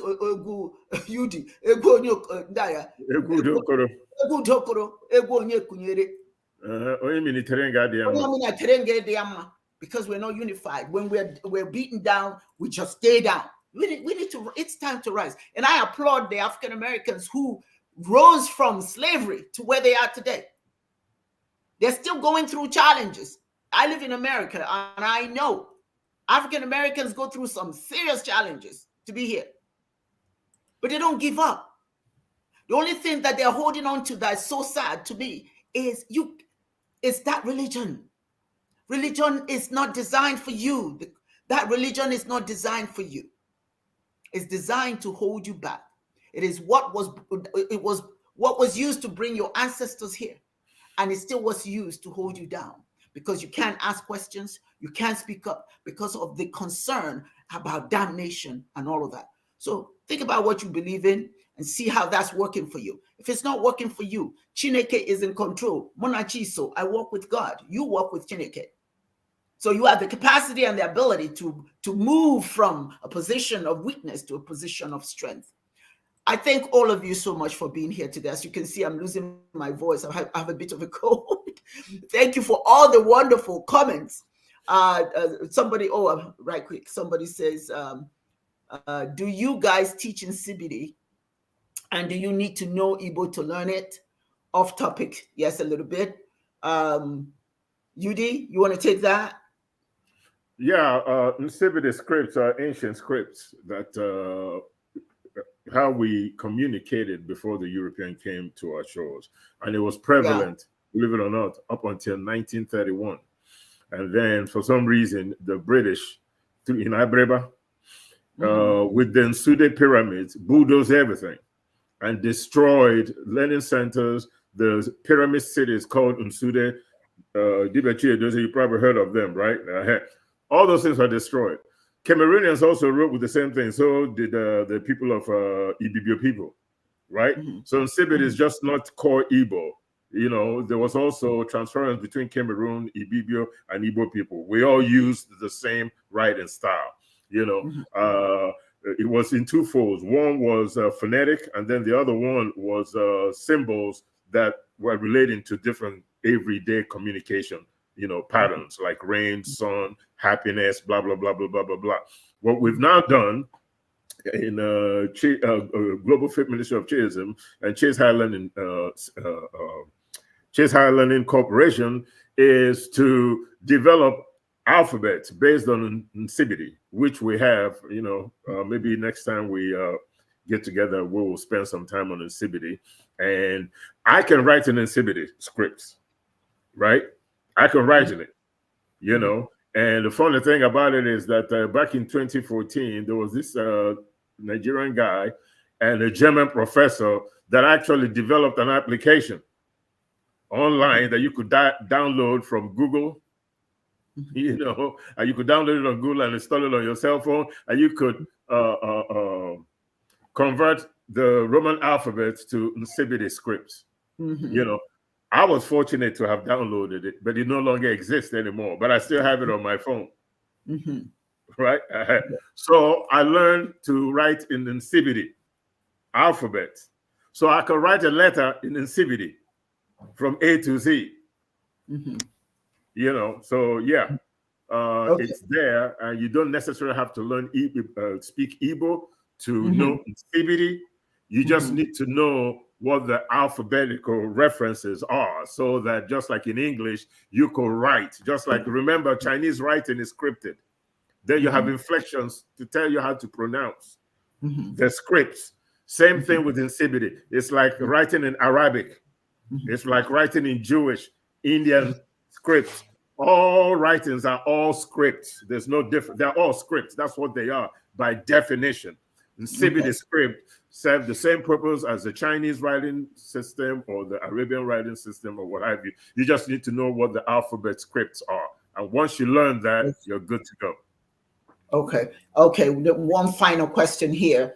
Thank you, UD. Thank you so much. Are we going to learn practically to go into Africa and build as leaders from Chief Mahadum? Yes, as a matter of fact, that is, upon graduation, that is the goal, that you have the opportunity based on what you've learned to go into Africa and start using what you've learned to build a community or be a part of a community. You know, we want you to be leaders. When you graduate, we don't want you to go and work for anyone. As a matter of fact, we want you to be the instruments for creating businesses and utilizing some of the value system that you will get from Chief Mahadum. And one more thing, please, I'm asking all of you. It's not about, don't focus much on money. I want to see you register at Chief Mahadum so we can see the areas that is of interest to you and what we can do about that. All right. So go to the website and register. And what is that? No, I'm trying to see if you can see. This is in CBD. Okay. Yeah. All right. Yeah. Okay. Excellent. Okay. So now we have Igbo linguistics. We are going to be we have a school of Igbo linguistics as well. So anything that has to do with linguistics and that Igbo writings and all that sort of thing, you get an opportunity to learn it from that department as well. So anyway, these are your deans. These are if you enjoy listening to us, that's how much fun you will have in our classes. So go and register so we can get a picture of the level, the interest in what departments people are very much interested in and what we can do for you based on that information. I thank all of you for being here today. I look forward to next Sunday. Thank you, Dibias Chedozie. Thank you, Dibias UD. Thank you, all of you. There's so many of you today that joined us. Thank you, Akachi. Thank you, Caesar. Thank you, Emeka. Thank you, Charles, Ukuna, Mr. Sharp. Gosh, there's so many of you. I don't want to leave anybody. Royalty 225. Mag in his bag. Okay, I hope I'm saying it properly. That's cool. Bro, obviously, all of you guys have been such a wonderful audience today. We're really, truly looking forward to having you here again.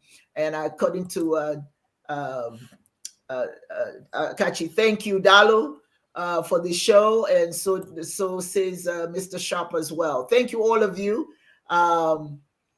Let's see if he connected. Okay, oh gosh, this is I never had a DNA test, but for some reason I feel connected to the Igbo. You are Igbo. We claim you. We claim you today. Yes. That's the thing. You have the right to be any part. It's good to do your DNA, yes, but you have the right to be any part of Africa you want to be. And we are very happy to claim. Okay. I'd be very interested in learning. This is good to know. Okay, very good. All right then, everyone. We've gone 18 minutes past the time that we're supposed to have this show. So we'll look forward. Join us next week. Thank you, Mag in the bag. He says, great show. Join us and bring a guest with you. If you have not subscribed, please subscribe so you'll be alerted whenever we are having our program. Thank you, ladies and gentlemen. As we say in Igbo, may Kachineke n'onu n'ihu n'ọrụ n'akụkụ n'ọnụ n'azụ. May God, my Chineke be in front of you, behind you, above you, and the ancestors, and everything that you touch today will turn into nothing but gold. And so it is. Yagazina. You say, All right. you say.